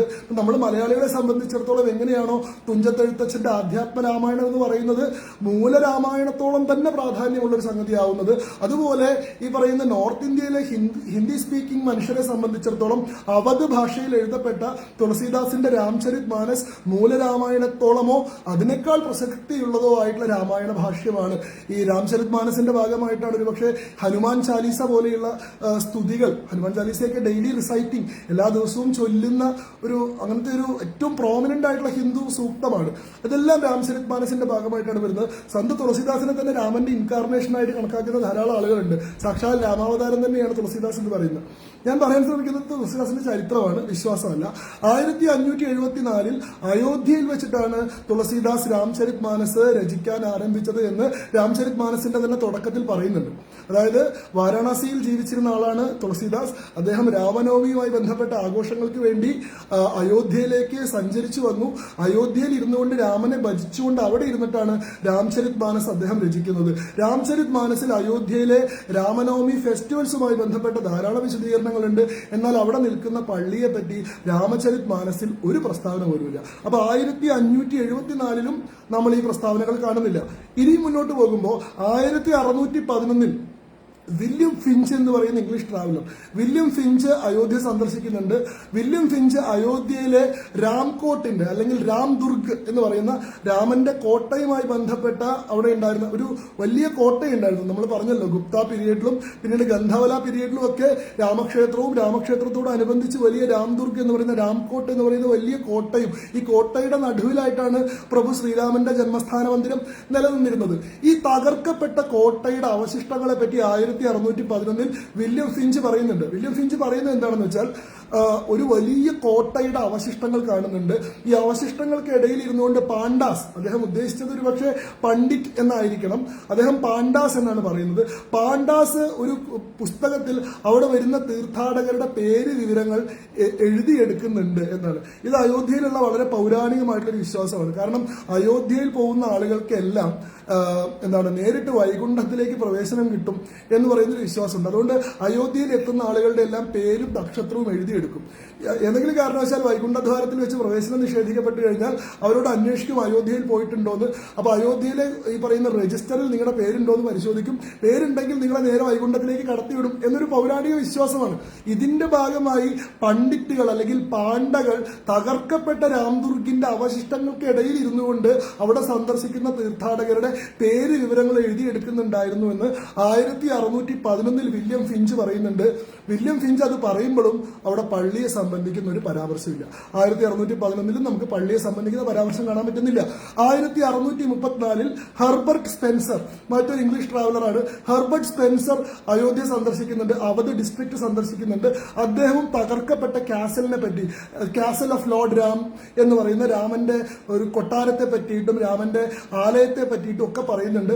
പള്ളിയെ പറ്റി പരാമർശമില്ല. പള്ളിയെ സംബന്ധിക്കുന്ന ആദ്യത്തെ പരാമർശം നമ്മൾ കാണുന്നത് 1717 ജയ്സിംഗ് പുര റെക്കോർഡ്സിലാണ്. അതായത് ഒരു രാജ്പുത് നോബലായിരുന്ന ഒരു ഒരു വളരെ പ്രധാനപ്പെട്ട ലോർഡായിരുന്ന ഒരാളായിരുന്നു സവാ ജയ്സിംഗ് സെക്കൻഡ് എന്നാണ് അദ്ദേഹത്തെ പറയുക. സവാ ജയ്സിംഗ് എന്നാണ് വിളിക്കാറുള്ളത്. സവാ ജയ്സിംഗിന് ആ കാലഘട്ടത്തിൽ തകർക്കപ്പെട്ട ക്ഷേത്രത്തിന്റെ ഭൂമികൾ മുഴുവൻ സ്വന്തം സമ്പാദ്യം ഉപയോഗിച്ച് വാങ്ങിക്കൂട്ടുകയും അവിടെ സ്വന്തം ചെലവിൽ ക്ഷേത്രങ്ങൾ നിർമ്മിക്കാൻ ശ്രമിക്കുകയും ചെയ്തു. ഇങ്ങനെ അദ്ദേഹം കാശിയിൽ ഭൂമി മേടിച്ചിട്ടുണ്ട്, അദ്ദേഹം മധുരയിൽ ഭൂമി മേടിച്ചിട്ടുണ്ട്, അദ്ദേഹം കാഞ്ചിയിൽ ഭൂമി മേടിച്ചിട്ടുണ്ട്, അയോധ്യയിൽ ഭൂമി മേടിച്ചിട്ടുണ്ട്. അയോധ്യയിൽ ഈ രാംദുർഗ് കാസിൽ മുഴുവനായിട്ട് ഇദ്ദേഹം വാങ്ങുന്നുണ്ട്, കാശ് കൊടുത്ത് മേടിക്കുന്നുണ്ട് അവിടെ രാമന്റെ ക്ഷേത്രം പണിയാൻ. ആ ജയ്സിംഗ് പുര റെക്കോർഡ്സിലാണ് ഇദ്ദേഹം ഭൂമിയുടെ പർച്ചേസുമായി ബന്ധപ്പെട്ട 1717 സവാ ജയ്സിംഗ് റെക്കോർഡ്സിലാണ് ആദ്യമായിട്ട് ഒരു 3 ഡോംഡ് സ്ട്രക്ചറിനെ പറ്റി പറയുന്നത്. അവിടെ ഒരു 3 ഡോമുകളുള്ള ഒരു സ്ട്രക്ചറിനെ പറ്റിയിട്ടുള്ള ഫസ്റ്റ് റെഫറൻസ് വരുന്ന എവിടെയാ? 1717 അപ്പോഴും അതിനെ പള്ളി എന്നോ മസ്ജിദ് എന്നോ പറയുന്നില്ല, അതിനെ പറയുന്നത് ഛത്രി എന്നാണ്. ഛത്രി എന്ന് പറഞ്ഞാൽ ജന്മസ്ഥാനം എന്ന് തന്നെയാണ് അർത്ഥം. ജനിച്ച സ്ഥലം, ആരുടെ ജന്മസ്ഥലമാണെന്ന് പ്രത്യേകം എടുത്ത് പറയേണ്ടതില്ല തോന്നുന്നു. ഇസ്ലാമിക വിശ്വാസത്തിലെ പ്രധാനപ്പെട്ട ആരും അയോധ്യയിൽ ജനിച്ചതായിട്ട് നമ്മൾ മനസ്സിലാക്കിയിട്ടില്ല. പ്രവാചകനാവട്ടെ, പിന്നീട് വന്നിട്ടുള്ള 4 ഖലീഫമാരാവട്ടെ, ഏതെങ്കിലും പ്രധാനപ്പെട്ട സൂഫി സെയിന്റുകളാവട്ടെ, ഓലിയകളാവട്ടെ, ചിസ്തികളാവട്ടെ, ഇവരൊന്നും അയോധ്യയിൽ ജനിച്ചതായിട്ട് നമ്മൾ കണ്ടിട്ടില്ല. അയോധ്യയിൽ ജനിച്ചു എന്ന് പറഞ്ഞാൽ നമ്മുടെയൊക്കെ മനസ്സിലേക്ക് ആദ്യം വരുന്നത് പ്രഭു ശ്രീരാമനാണ്. ശ്രീരാമന്റെ ജന്മസ്ഥാനമായിട്ട് തന്നെയാണ് അത് 1717 മനസ്സിലാക്കിയിരുന്നത് പറയുന്നു. ചബൂത്ര എന്ന് പറയുന്ന രാം ചബൂത്ര എന്ന് പറയുന്ന ഒരു സംഗതിയെ പറ്റിയിട്ടും അവിടെ പറയുന്നുണ്ട്. ചബൂത്ര എന്ന് പറയുന്നത് തൊട്ടിൽ എന്ന അർത്ഥത്തിലാണ്. അപ്പൊ രാമന്റെ തൊട്ടിൽ 1717 അവിടെ ഉണ്ടായിരുന്നു എന്നാണ് നമുക്ക് സവാ ജയ്സിംഗിന്റെ റെക്കോർഡ്സ് നോക്കിയാൽ മനസ്സിലാവുന്നത്. ഇതുമായി ബന്ധപ്പെട്ട കൂടുതൽ തെളിവുകൾ നമ്മൾ മുന്നോട്ട് പോകുന്തോറും നമുക്ക് കാണുന്നുണ്ട്. ധാരാളമായിട്ടുള്ള ഇംഗ്ലീഷ് ഗസറ്റുകളിൽ ഇതുമായി ബന്ധപ്പെട്ട തെളിവുകളുണ്ട്. പക്ഷെ അതിലേക്ക് പോകുന്നതിന് മുമ്പ് ഞാനിത് പള്ളിയായിരുന്നോ, ഇത് ഏത് ഘട്ടത്തിലാണ് ഈ പള്ളി ഉണ്ടാക്കിയത് എന്ന് പറയുന്ന ഒരു ക്വസ്റ്റ്യനെ അഡ്രസ് ചെയ്തുകൊണ്ട് നമുക്ക് മുന്നോട്ട് പോകണം എന്ന് പറയാലോ. ഇതില് 2 ഇസ്ലാമിക് ടെക്സ്റ്റുകൾ വളരെ പ്രധാനമായി കണക്കാക്കേണ്ടതാണ് എന്നുള്ളതാണ് എന്റെ വിശ്വാസം. കാരണം ഇത് പള്ളി ക്ഷേത്രം തകർത്ത് ഉണ്ടാക്കിയതാന്നുള്ളത് ഒരു ഹിന്ദു ക്ലെയിം അല്ല. അത് ആദ്യഘട്ടത്തിൽ അതൊരു മുസ്ലിം ക്ലെയിം തന്നെയായിരുന്നു. അവിടെ നിന്നിരുന്ന ക്ഷേത്രം തകർത്തിട്ടാണ് ഈ പള്ളി ഉണ്ടാക്കിയത് എന്നത് ഒരു മുസ്ലിം ക്ലെയിം തന്നെയായിരുന്നു എന്ന് സൂചിപ്പിക്കുന്ന 2 പ്രധാനപ്പെട്ട തെളിവുകളുണ്ട്. ഒന്ന്, മൗലവി അബ്ദുൽ ഗഫാർ എഴുതിയിട്ടുള്ള ബാബറിന്റെ യുദ്ധവിജയവുമായി ബന്ധപ്പെട്ട രേഖയാണ് ഇത്. യഥാർത്ഥത്തിൽ മൗലവി അബ്ദുൽ ഗഫാർ എന്ന് പറയുന്നത് സയ്യിദ് മൂസ അഷിഖാൻ എന്ന് പറയുന്ന സൂഫി ഗുരുവിന്റെ പരമ്പരയിൽപ്പെടുന്ന ശിഷ്യനാണ്. ഈ സയ്യിദ് മൂസ അഷിഖാന്റെ ശിഷ്യനായിട്ടുള്ള മൗലവി അബ്ദുൽ കരീം എന്ന് പറയുന്ന ആൾ ആദ്യം പേർഷ്യൻ ഭാഷയിൽ എഴുതിയിട്ടുള്ള കൃതി ഇദ്ദേഹം മൗലവി അബ്ദുൽ ഗഫാർ പിന്നീട് ഉറുദുവിലേക്ക് ട്രാൻസ്ലേറ്റ് ചെയ്യാണ് ചെയ്തത്.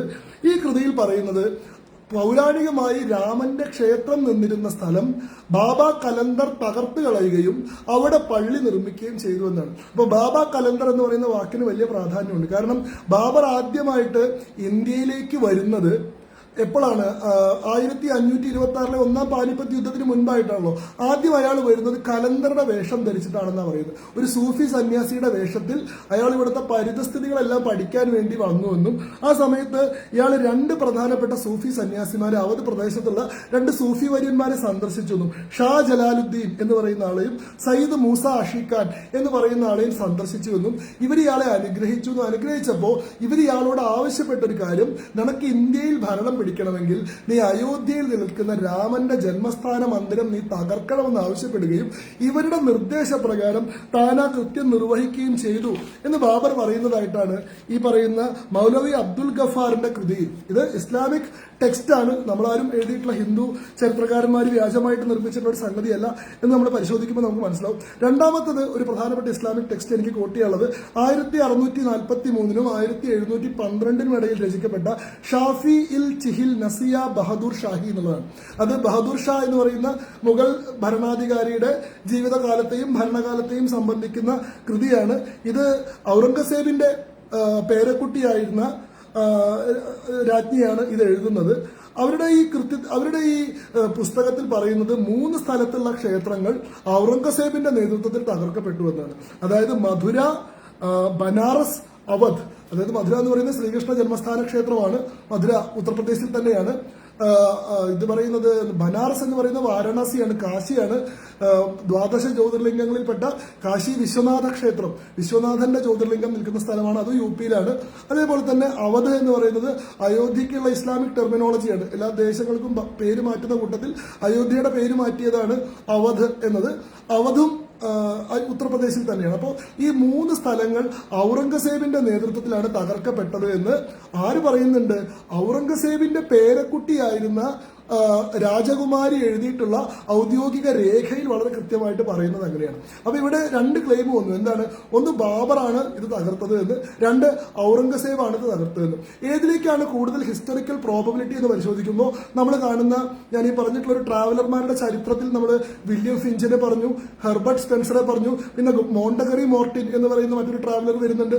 ഏറ്റവും പ്രധാനപ്പെട്ട ആള് ഒരു ജെസ്യൂട്ട് പ്രീസ്റ്റ് ആയിരുന്ന ജോസഫ് ടെഫാൻത്ലർ എന്ന് പറയുന്ന ആളാണ്. ജോസഫ് ടിഫാൻത്ലർ അവധ് സന്ദർശിക്കുന്ന, അയോധ്യ സന്ദർശിക്കുന്നത് 1766 1771 ഇടയ്ക്കുള്ള 5 കൊല്ലത്തെ പീരീഡിലാണ്. അദ്ദേഹം ദീർഘമായിട്ട് അയോധ്യയിൽ നിൽക്കുകയും അവിടുത്തെ വിശ്വാസങ്ങളും സമ്പ്രദായങ്ങളും ഒക്കെ പഠിക്കുകയും ചെയ്യുന്നുണ്ട്. 1766 1771 ഇടയിൽ. ടിഫാൻലർ പറയുന്നു, ഔറംഗസേബിന്റെ നേതൃത്വത്തിലുള്ള സൈനികരാണ് അയോധ്യയിൽ നിലനിന്നിരുന്ന പുരാതനമായിട്ടുള്ള രാമക്ഷേത്രം തകർത്ത് കളഞ്ഞത്. ആ രാമക്ഷേത്രം എന്താണ് ഹിന്ദു വിശ്വാസികളെ സംബന്ധിച്ചിടത്തോളം വളരെ പ്രധാനമായിട്ടുള്ള വിഷ്ണു ഇൻകാർണേറ്റഡ് ഇൻ ഫ്ലഷ്, അതായത് മനുഷ്യരൂപത്തിൽ രക്തവും മജ്ജയും മാംസവുമുള്ള മനുഷ്യനായിട്ട് വിഷ്ണു അവതരിച്ചിരുന്ന ബെഷാൻ എന്ന് പറയുന്ന, വിഷ്ണു എന്നാണ് അദ്ദേഹം ഉദ്ദേശിക്കുന്നത്, ബെഷാൻ എന്ന് പറയുന്ന ഹിന്ദു ഡൈറ്റി അവതരിച്ചിട്ടുള്ള സ്ഥലമാണ്. അവിടെ 5 അടി ഉയരത്തിലുള്ള ഒരു ക്രാഡിൽ അദ്ദേഹം കാണുന്നുണ്ട്, ബേഡി എന്നാണ് അദ്ദേഹം അതിന് പറയുന്നത്. അതായത് മണ്ണ് കുഴച്ച് 5 അടി ഉയരത്തിൽ ഉണ്ടാക്കിയിട്ടുള്ള ഒരു തൊട്ടില് പോലെ അതിന് മുകളിൽ ഹിന്ദു വിശ്വാസികൾ കൊടുന്ന് പുഷ്പങ്ങളും ജലവും അക്ഷതവും മറ്റു കാര്യങ്ങളും സമർപ്പിക്കുകയും അവിടെ തൊട്ട് തൊഴിയുകയും ചെയ്യുന്നുണ്ടായിരുന്നു. കാരണം അന്നും, അതായത് 1766 ഈ ജോസഫ് ടിഫാൻഡലർ അയോധ്യ സന്ദർശിക്കുന്ന സമയത്തും അവിടെ ഹിന്ദു വിശ്വാസികൾ അത് രാമക്ഷേത്രമാണെന്ന വിശ്വാസത്തോടുകൂടി, രാമന്റെ ജന്മസ്ഥാനമാണെന്ന വിശ്വാസത്തോടുകൂടി അവിടെ ആരാധന നടത്തിയിരുന്നു എന്നാണ് ജോസഫ് ടിഫാൻഡലർ പറയുന്നത്. ജോസഫ് ടിഫാൻഡലറിന്റെ റെക്കോർഡുകൾ വരുമ്പോഴാണ് ഇത് ബാബറിന്റെ പള്ളിയായിരുന്നു എന്ന് പറയുന്ന ക്ലെയിം തകർക്കപ്പെടുന്നത്. കാരണം ബാബർ ഉണ്ടാക്കിയതാണ് ഈ പള്ളി എന്ന ക്ലെയിം പിന്നീട് 1834 ഈ ഫ്രാൻസിസ് ബുക്കാനൻ കണ്ടെടുത്തിട്ടുള്ള ഇൻസ്ക്രിപ്ഷൻ കൊണ്ടാണല്ലോ വന്നത്. ഈ ഫ്രാൻസിസ് ബുക്കാനൻ കണ്ടെടുത്തിട്ടുള്ള ഇൻസ്ക്രിപ്ഷൻ ഫേക്ക് ആണെന്ന് നേരത്തെ കുണാൽ ശർമ്മയും അലഹാബാദ് കോടതിയും പറഞ്ഞതായിട്ട് ഞാൻ പറഞ്ഞല്ലോ. അപ്പൊ യഥാർത്ഥത്തിൽ നമുക്ക് മനസ്സിലാക്കാവുന്ന ഒരു ഹിസ്റ്ററിക്കൽ ഇൻഫറൻസ് എന്ന് പറഞ്ഞാൽ എന്താണ്? ബാബറിന്റെ കാലഘട്ടത്തിൽ അവിടെ നിന്നിരുന്ന രാമക്ഷേത്രം തകർക്കപ്പെട്ടിട്ടേ ഉള്ളൂ, അവിടെ പകരമായിട്ടൊരു പള്ളി നിർമ്മിച്ചിരുന്നില്ല. പിന്നീട് ഒരുപാട് കാലം അവിടെ ഈ റൂയിൻസ് മാത്രമേ ഉണ്ടായിരുന്നുള്ളൂ, തകർക്കപ്പെട്ട ക്ഷേത്രത്തിന്റെ അവശിഷ്ടങ്ങൾ മാത്രമേ ഉണ്ടായിരുന്നുള്ളൂ. പിന്നീട് ഹുമയൂണിന്റെ കാലഘട്ടത്തിലോ അക്ബറിന്റെ കാലഘട്ടത്തിലോ അങ്ങനെ ഒരു പള്ളി അവിടെ നിർമ്മിക്കപ്പെട്ടിരുന്നില്ല. പള്ളി അവിടെ നിർമ്മിക്കപ്പെടുന്നത്, അതായത് ഈ ക്ഷേത്രം പുനർനിർമ്മിക്കാനുള്ള നിരന്തരമായിട്ടുള്ള ശ്രമങ്ങൾ ഹിന്ദു സമൂഹത്തിന്റെ ഭാഗത്ത് എല്ലാ കാലങ്ങളിലും ഉണ്ടായിട്ടുണ്ട്. അത് സായുധമായിട്ടുള്ള റെസിസ്റ്റൻസ് ആണെങ്കിലും, ഇപ്പൊ സവാ ജയ്സിംഗിനെ പോലെയുള്ള ആളുകളുടെ നേതൃത്വത്തിൽ സാമ്പത്തികമായിട്ടുള്ള റെസിസ്റ്റൻസ് ആണെങ്കിൽ, സവാ ജയ്സിംഗ് കാശ് കൊടുത്ത് ഭൂമി മേടിച്ച് ക്ഷേത്രം നിർമ്മിക്കാനാണല്ലോ ശ്രമിച്ചത്. എന്നാൽ ഇദ്ദേഹത്തിന്റെ നേതൃത്വത്തിൽ ഇപ്പോ നമ്മൾ പറയുകയാണെങ്കിൽ ദേവി ദീൻ പാണ്ഡെ എന്ന് പറയുന്ന ഒരു രജ്പുത് വാരിയർ ഉണ്ട്, ഒരു ക്ഷത്രിയനായിരുന്ന ആ പ്രദേശത്ത് ജീവിച്ചിരുന്ന ഒരാളുടെ നേതൃത്വത്തിൽ വലിയ സായുധമായിട്ടുള്ള യുദ്ധം നടത്തിയിട്ടുണ്ട് അയോധ്യയിലെ ക്ഷേത്രത്തെ സംരക്ഷിക്കാൻ വേണ്ടി. അതുമായി ബന്ധപ്പെട്ട വസ്തുതകളുടെ ഹിസ്റ്റീരിയോസിറ്റിയെ പറ്റി നമുക്ക് കൃത്യമായിട്ട് ആധികാരികമായിട്ട് അറിയില്ലെങ്കിൽ പോലും അങ്ങനെ ഒരു ലോക്കൽ ടെയിൽ, ഒരു വളരെ പ്രസിദ്ധമായിട്ടുള്ള ഒരു നാടൻ ഇതിഹാസം അവിടെ ഈ പറയുന്ന ദേവി ദീൻ പാണ്ഡെയുമായി ബന്ധപ്പെട്ടിട്ടുണ്ട്. 1,74,000-ഓളം പടയാളികൾ മരണപ്പെടുന്ന ഒരു യുദ്ധം അവിടെ നടന്നതായിട്ടൊക്കെ പറയുന്നുണ്ട്. ഞാൻ അതിന്റെ ആധികാരികതയിലേക്ക് ഞാൻ പ്രവേശിക്കുന്നില്ല. അപ്പൊ എല്ലാ കാലത്തും റെസിസ്റ്റൻസ് ഉണ്ടായിരുന്നു. ക്ഷേത്രം പുനർനിർമ്മിക്കാനുള്ള ശ്രമങ്ങൾ അവിടെ നടന്നിട്ടുണ്ട്. 1853 ആയപ്പോഴേക്കും നമ്മൾ എന്താ കാണുന്നത്? നിർമോഹി അഖാഡ എന്ന് പറയുന്ന സായുധ സന്യാസി സംഘം അയോധ്യയിലെ ഭൂമി വന്ന് ഏറ്റെടുക്കുന്നുണ്ട്. 1853 ഈ പറയുന്ന നിർമോഹി അഖാഡക്കാര് ഇവിടെ പ്രവേശിച്ചിട്ട് ഇവിടെ ഞങ്ങൾ ക്ഷേത്രം നിർമ്മിച്ച് ഞങ്ങൾ ആരാധന നടത്തുമെന്ന് പറയുന്നത്. അതിനെ തുടർന്നിട്ടാണ് അവിടെ ഒരു വലിയ കലാപം 1850-കളിൽ സംഭവിക്കുന്നത്. 1856 മാത്രമാണ് ബ്രിട്ടീഷുകാരുടെ നേതൃത്വത്തിൽ ഈ പറയുന്ന റെയിലിംഗ്സ് ഉണ്ടാക്കിയിട്ട് ഇന്നർ കോർട്ട്യാർഡ് ഔട്ടർ കോർട്ട്യാർഡ് എന്ന രീതിയിൽ ഈ സ്ഥലത്തെ രണ്ടാക്കി ഭാഗിക്കുന്നത്. ഉള്ളിലുള്ള പ്രദേശം മുസ്ലിം ആരാധനയ്ക്കും പുറത്തുള്ള പ്രദേശം ഹിന്ദു ആരാധനയ്ക്കും എന്ന മട്ടിലൊരു ഡിവിഷൻ വരുന്നത് 1856 മാത്രമാണ്. അതുവരെയും അൺഇൻട്രപ്റ്റഡ് ആയിട്ട് അവിടെ ഹിന്ദു വിശ്വാസികളുടെ ആരാധനയ്ക്കുള്ള ശ്രമങ്ങളും പലപ്പോഴും ആരാധന തന്നെയും നടന്നിരുന്നു. ഒരു ഘട്ടത്തിലും ഹിന്ദുക്കളെ ഈ പ്രദേശത്തെ ഫോർസേക്ക് ചെയ്തിരുന്നില്ല, ഉപേക്ഷിച്ചിരുന്നില്ല എന്ന് നമ്മൾ കാണുന്നുണ്ട്. അപ്പോൾ ജോസഫ് ടിഫാൻഡലറുടെ റെക്കോർഡ് കൂടി വരുമ്പോൾ നമുക്ക് അനുമാനിക്കാവുന്ന ഒരു കാര്യം, പിന്നീട് ഔറംഗസേബിന്റെ കാലഘട്ടത്തിലാണ് ഇങ്ങനെ ഒരു പള്ളി അവിടെ നിർമ്മിക്കപ്പെടുന്നത് എന്നുള്ളതാണ്. അതിനു മുൻപ് അവിടെ ഉണ്ടായിരുന്ന റൂയിൻസിനെ കംപ്ലീറ്റ്ലി ഡെമോളിഷ് ചെയ്യുന്നത്, ആ ക്ഷേത്രവുമായി ബന്ധപ്പെട്ടിരുന്ന എല്ലാ തെളിവുകളെയും അതുമായി ബന്ധപ്പെട്ട എല്ലാ സംഗതികളെയും പൂർണ്ണമായിട്ട് നിഷ്കാസനം ചെയ്യുന്നത്, എന്നുമല്ല ഈ പറയുന്ന ക്ഷേത്രാവശിഷ്ടങ്ങൾ ഉപയോഗിച്ചുകൊണ്ട് തന്നെ അതിനു മുകളിൽ ഒരു പള്ളി നിർമ്മിക്കുന്നത് ഔറംഗസേബിന്റെ കാലഘട്ടത്തിലാണ്. ഈ ക്ഷേത്രാവശിഷ്ടങ്ങൾ കൊണ്ടാണ് പള്ളി നിർമ്മിച്ചത് എന്ന കാര്യം കൃത്യമായിട്ട് ASIയുടെ പഠനങ്ങളിൽ കണ്ടിട്ടുള്ളതാണ്. അതാണ് നമ്മുടെ മൂന്നാമത്തെ കാര്യം. അവിടെ ക്ഷേത്രം ഉണ്ടായിരുന്നു എന്നത് സമ്മതിച്ചു, അവിടെ പള്ളി ഉണ്ട് എന്നത് സമ്മതിച്ചു. പക്ഷെ ക്ഷേത്രം തകർത്തിട്ടാണ് പള്ളി ഉണ്ടാക്കിയതെന്ന് പറയാൻ പറ്റില്ല. കാരണം ക്ഷേത്രം ഉണ്ടായിരുന്നു എന്നുള്ളത് നമ്മളിപ്പോൾ രേഖകൾ കൊണ്ട് കണ്ടു. ക്ഷേത്രം തകർത്തു എന്ന് നമ്മൾ ഇസ്ലാമിക് റെക്കോർഡ്സ് കൊണ്ട് തന്നെ കണ്ടു. ഞാൻ ഹിന്ദു റെക്കോർഡ്സിനെ ആശ്രയിച്ചിട്ടില്ല അത് പറയാൻ. ഇസ്ലാമിക് റെക്കോർഡ്സ് കൊണ്ടും ഇംഗ്ലീഷ് റെക്കോർഡ്സ് കൊണ്ടും അവിടെ നിന്നിരുന്ന ക്ഷേത്രം തകർത്ത് ബാബറിന്റെയോ അക്ബറിന്റെയോ നേതൃത്വത്തിൽ ഒരു പള്ളി ഉണ്ടാക്കി എന്ന് പറയുന്ന ഇത്രയും ചരിത്ര രേഖകൾ നമ്മൾ കണ്ടു. ഇനി ഇതുമായി ബന്ധപ്പെട്ട ആർക്കിയോളജിക്കൽ എവിഡൻസുകളിലേക്ക് പോവുകയാണെങ്കിൽ 2 ആർക്കിയോളജിക്കൽ സർവേകളാണ് ഈ പറയുന്ന രാമജന്മഭൂമി പ്രദേശത്ത് നടന്നിട്ടുള്ളത്. ഇതിൽ ആദ്യത്തേത് 1976 നടക്കുന്ന BB ലാലിന്റെയും KK മുഹമ്മദിന്റെയും നേതൃത്വത്തിലുള്ള പര്യവേഷണമാണ്. ആ ഉത്ഖനനത്തിൽ അവർ കണ്ടെത്തുന്ന കാര്യം എന്ന് പറയുന്നത്, ബാബറി മസ്ജിദ് എന്ന് പറയുന്ന അന്നത്തെ എക്സിസ്റ്റിംഗ് ആയിട്ടുള്ള മോസ്കിന്റെ ഇന്നിപ്പോ അവിടെ മോസ്ക് ഇല്ല. 2003 ആർക്കിയോളജിക്കൽ സർവേ നടക്കുന്ന സമയത്തും അവിടെ മോസ്ക് ഇല്ല. പക്ഷെ 1976 ബിബി ലാലും KK മുഹമ്മദും പരിശോധിക്കുന്ന സമയത്ത് അവിടെ മോസ്ക് ഉണ്ട്. മോസ്കിനുള്ളിൽ പ്രവേശിച്ചുകൊണ്ടാണ് അവർ ആ പരിശോധന നടത്തിയത്. അന്ന് അവർ പറയുന്നു ആ മോസ്കിന്റെ 12 തൂണുകൾ ഹിന്ദു ക്ഷേത്രത്തിന്റെ തൂണുകളായിരുന്നു. എങ്ങനെയാ ഹിന്ദു ക്ഷേത്രത്തിന്റെ തൂണുകളായിരുന്നു എന്ന് പറയുന്നത്? കാരണം ആ തൂണുകളിൽ കൃത്യമായിട്ട് ദേവീദേവന്മാരുടെ ചിത്രങ്ങളുള്ള ഇൻസ്ക്രിപ്ഷൻസ് ഉണ്ടായിരുന്നു. അതില് എന്താണ്, മനുഷ്യരുടെ, മൃഗങ്ങളുടെ, പക്ഷികളുടെ, പുരുഷന്റെ, സ്ത്രീയുടെ, ദേവിമാരുടെ, ദേവന്മാരുടെ, പല തലകളുള്ളവരുടെ, പല കൈകളുള്ളവരുടെ എല്ലാം ഇൻസ്ക്രിപ്ഷൻസ് ഉള്ള വളരെ കൃത്യമായിട്ട് അവരുടെ രൂപം കൊത്തിവെച്ച തൂണുകൾ 12 തൂണുകൾ ഈ പള്ളിക്കുള്ളിൽ ഉണ്ടായിരുന്നു. ഒരിക്കലും ഒരു ഇസ്ലാമിക് ആരാധനാലയത്തിനുള്ളിൽ മനുഷ്യരുടെയോ ദൈവങ്ങളുടെയോ രൂപം കൊത്തിയിട്ടുള്ള തൂണുകൾ ഉണ്ടാവില്ല. കാരണം അത് ഇസ്ലാമിക് ആർക്കിടെക്ചറിനെതിരാണ്, ഇസ്ലാമിക വിശ്വാസത്തിന് തന്നെ എതിരായിട്ടുള്ള ഒരു സംഗതിയാണ് മനുഷ്യരുടെയൊക്കെ രൂപം കൊത്തിവെക്കുക എന്ന് പറയുന്നത്. പക്ഷെ ഇതിനുള്ളിലുള്ള 12 തൂണുകളിൽ അതുണ്ടായിരുന്നു. പിന്നീട് അവിടെ നടത്തിയിട്ടുള്ള എക്സ്കവേഷനിൽ എന്തൊക്കെ കാര്യങ്ങൾ കണ്ടെത്തുന്നുണ്ട്?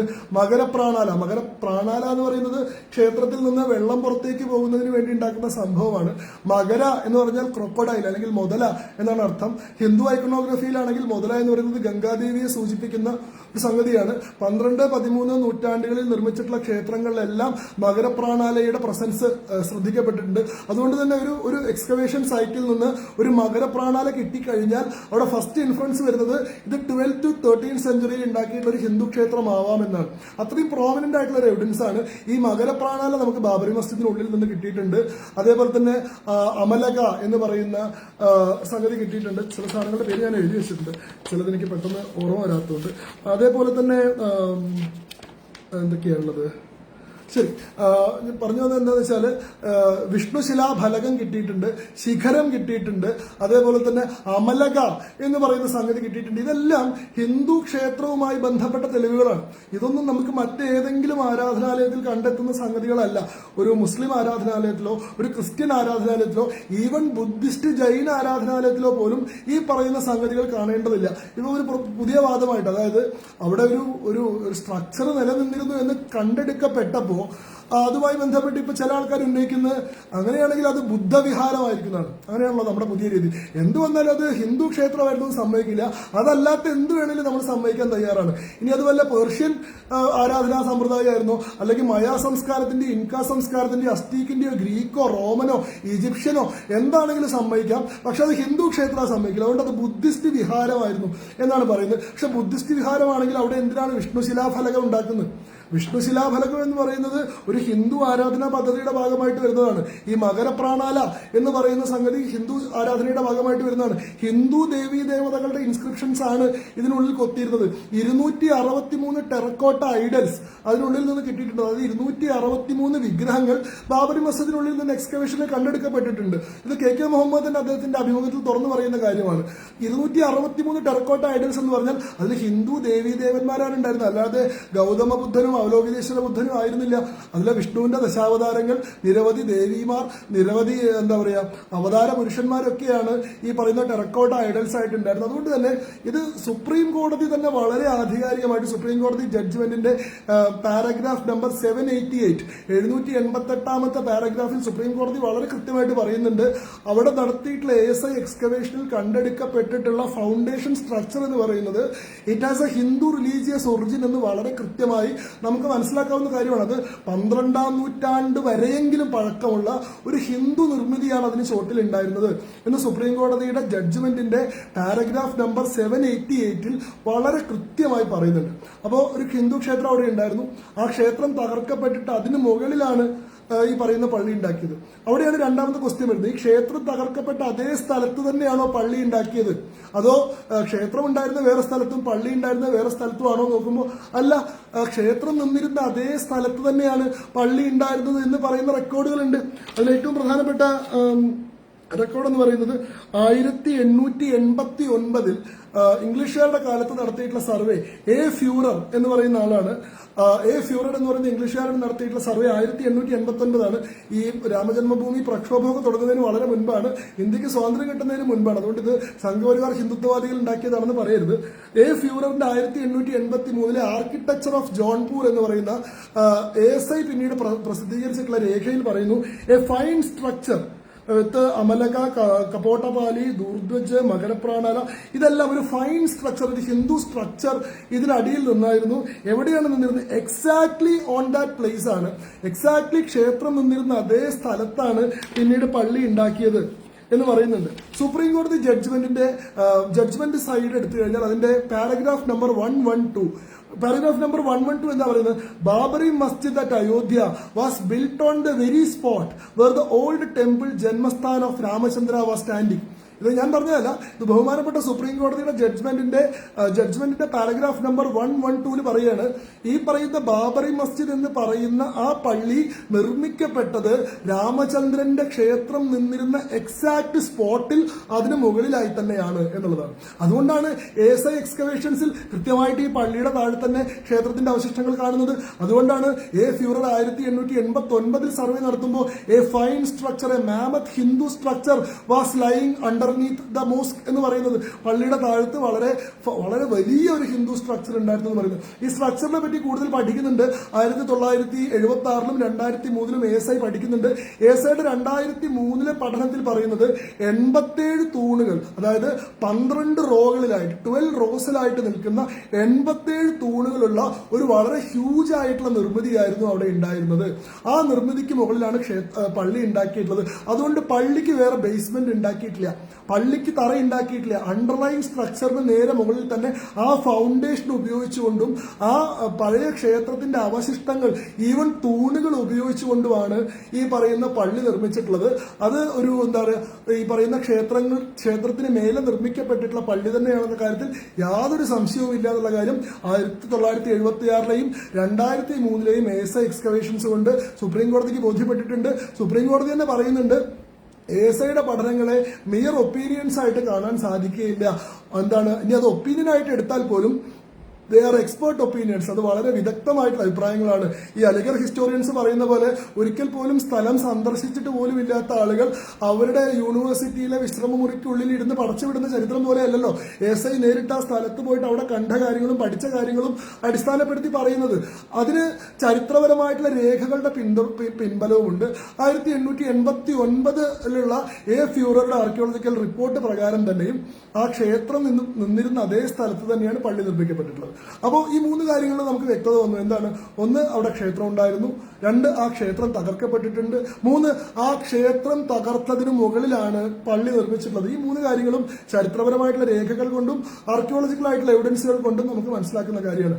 പിന്നീട് എപ്പോഴാണ് ഇതൊരു ഇൻവയലബിൾ ആയിട്ടുള്ള സ്ട്രക്ചർ ആണെന്നുള്ള വാദം വന്നത്? ഈ ബാബറി മസ്ജിദ് എന്ന് പറയുന്ന പേര് വരുന്നത് എപ്പോഴാണ്? നമ്മൾ സാധാരണഗതിയിൽ ഇസ്ലാമിക വിശ്വാസ കേന്ദ്രങ്ങൾക്ക് വ്യക്തികളുമായി ബന്ധപ്പെട്ട പേരുകൾ കാണാറില്ല. അപവാദങ്ങളുണ്ട്, ഞാൻ സമ്മതിക്കുന്നു. കേരളത്തിലെ ആദ്യത്തെ പള്ളിയുടെ പേര് ചേരമാൻ മസ്ജിദ് എന്നാണ്, ഒരു വ്യക്തിയുടെ പേരിലാണ്. എനിക്ക് തോന്നുന്നു UAE നരേന്ദ്രമോദി സന്ദർശിച്ചിട്ടുള്ള ഒരു പള്ളിയുടെ പേര് ഷെയ്ഖ് സായിദ് മോസ്ക് എന്നോ ഗ്രാൻഡ് ഷെയ്ഖ് മോസ്ക് എന്നോ അങ്ങനെ എന്തോ ആയിരുന്നു, വ്യക്തിയുടെ പേരിലാണ്. പക്ഷെ അപവാദമാണ്. സാധാരണഗതിയിൽ അല്ലെങ്കിൽ 16, 17 നൂറ്റാണ്ടുകളിൽ ഇന്ത്യയിൽ ഫോളോ ചെയ്തിരുന്ന ഒരു ഇസ്ലാമിക് രീതി അനുസരിച്ച് വ്യക്തികളുടെ പേരിൽ ഒരു പള്ളി പോലും ഇല്ല. പ്രവാചകൻ മുഹമ്മദിന്റെ പേരിൽ പോലും ഒരു പള്ളിയില്ല. ഖലീഫമാരുടെ പേരിൽ പള്ളിയില്ല. ഈ പറയുന്ന മൊയ്നുദ്ദീൻ ചിസ്തിയുടെയോ അല്ലെങ്കിൽ നിസാമുദ്ദീൻ ഓലിയുടെയോ ഒന്നും പേരിൽ പള്ളികളില്ല. അതല്ലെങ്കിൽ ഇന്ത്യയിൽ തന്നെയുള്ള മറ്റ് രാജാക്കന്മാരുടെ ഭരണാധികാരികളുടെ പേരിൽ, അങ്ങനെയാണെങ്കിൽ ബാബറിനേക്കാൾ കൂടുതൽ എത്രയോ പള്ളികൾ നിർമ്മിച്ചിട്ടുള്ള ആളാണ് അക്ബർ. അക്ബറിന്റെ പേരിൽ ഒരു പള്ളിയില്ല. ഷാജഹാനാണ് ഇന്ത്യയിലെ പള്ളി നിർമ്മാണത്തിന്റെ കാര്യത്തിൽ റെക്കോർഡ് ഉണ്ടാക്കിയിട്ടുള്ള ആള്, കണ്ടിടത്ത് മുഴുവൻ പള്ളി ഉണ്ടാക്കിയിട്ടുള്ള ആളാണ്. ഷാജഹാന്റെ പേരിൽ പോലും ഒരു പള്ളിയില്ല. പക്ഷെ ബാബറിന്റെ പേരിൽ മാത്രം എങ്ങനെയാ പള്ളി വന്നതെന്ന് പറഞ്ഞു കഴിഞ്ഞാൽ, ഇത് ഔറംഗസേബിന്റെ കാലത്ത് അവിടെ നിലനിന്നിരുന്ന ക്ഷേത്രാവശിഷ്ടങ്ങളെ പൂർണ്ണമായിട്ട് ഉപയോഗപ്പെടുത്തിക്കൊണ്ട് നിർമ്മിച്ചിട്ടുള്ള പള്ളിയാണ്. ഈ പള്ളിക്ക് ആന്റിക്വിറ്റി അവകാശപ്പെടാൻ, ചരിത്രപരത, പൗരാണികത അവകാശപ്പെടാൻ വേണ്ടി വ്യാജമായിട്ട് ബാബറിന്റെ പേര് ഉപയോഗിക്കപ്പെട്ടതാണ്. അതല്ലാതെ ഒരു വ്യക്തിയുടെ പേരിൽ പള്ളി നെയിം ചെയ്യപ്പെടുന്ന ഒരു സംവിധാനം യഥാർത്ഥത്തിൽ ഇസ്ലാമിക് പ്രാക്ടീസിലില്ല എന്നുള്ളതാണ് അതിൽ നമുക്ക് മനസ്സിലാക്കാവുന്ന ഒരു കാര്യം. പിന്നീട് ഈ 1949 വരെയുള്ള രേഖകൾ നമ്മൾ നോക്കിക്കഴിഞ്ഞാൽ അതിന് ബാബറി മസ്ജിദ് എന്നൊരു പേര് ഉപയോഗിക്കപ്പെട്ടിട്ടില്ല.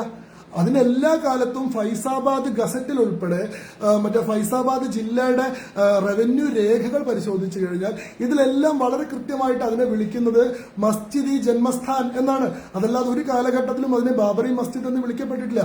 ഉദാഹരണത്തിന് ഞാൻ പറഞ്ഞു, 1853 ഈ നിഹാങ് സിഖ് ഗുരുക്കന്മാരുടെ നേതൃത്വത്തിൽ അവിടെ വലിയൊരു യുദ്ധം ഉണ്ടാവുന്നുണ്ട്.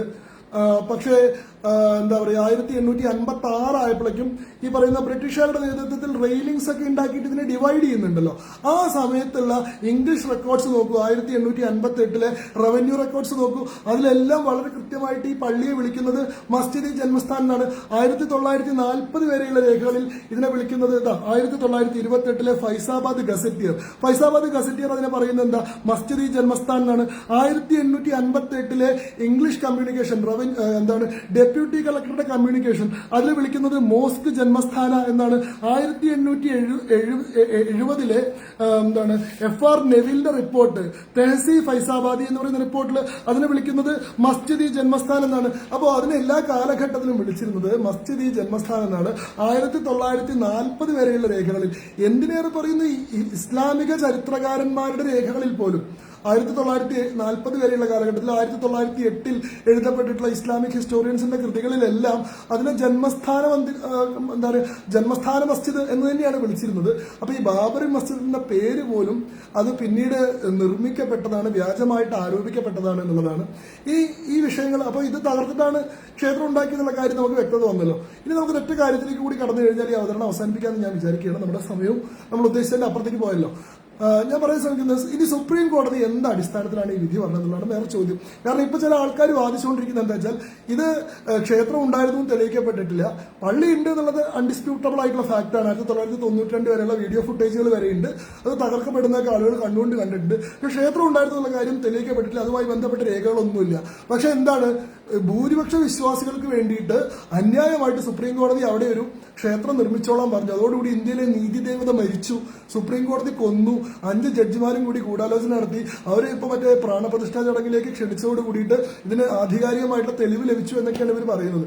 എന്നാൽ സുപ്രീം കോടതിയുടെ വിധിയുടെ റാഷണൽ എന്താണ്? സുപ്രീം കോടതി വിധിയുടെ റാഷണൽ നമ്മൾ പരിശോധിച്ചു കഴിഞ്ഞാൽ സുപ്രീം കോടതി അടിസ്ഥാനപരമായിട്ട് ഡിസൈഡ് ചെയ്യുന്ന ഒരു ടൈറ്റിൽ സ്യൂട്ടാണ്.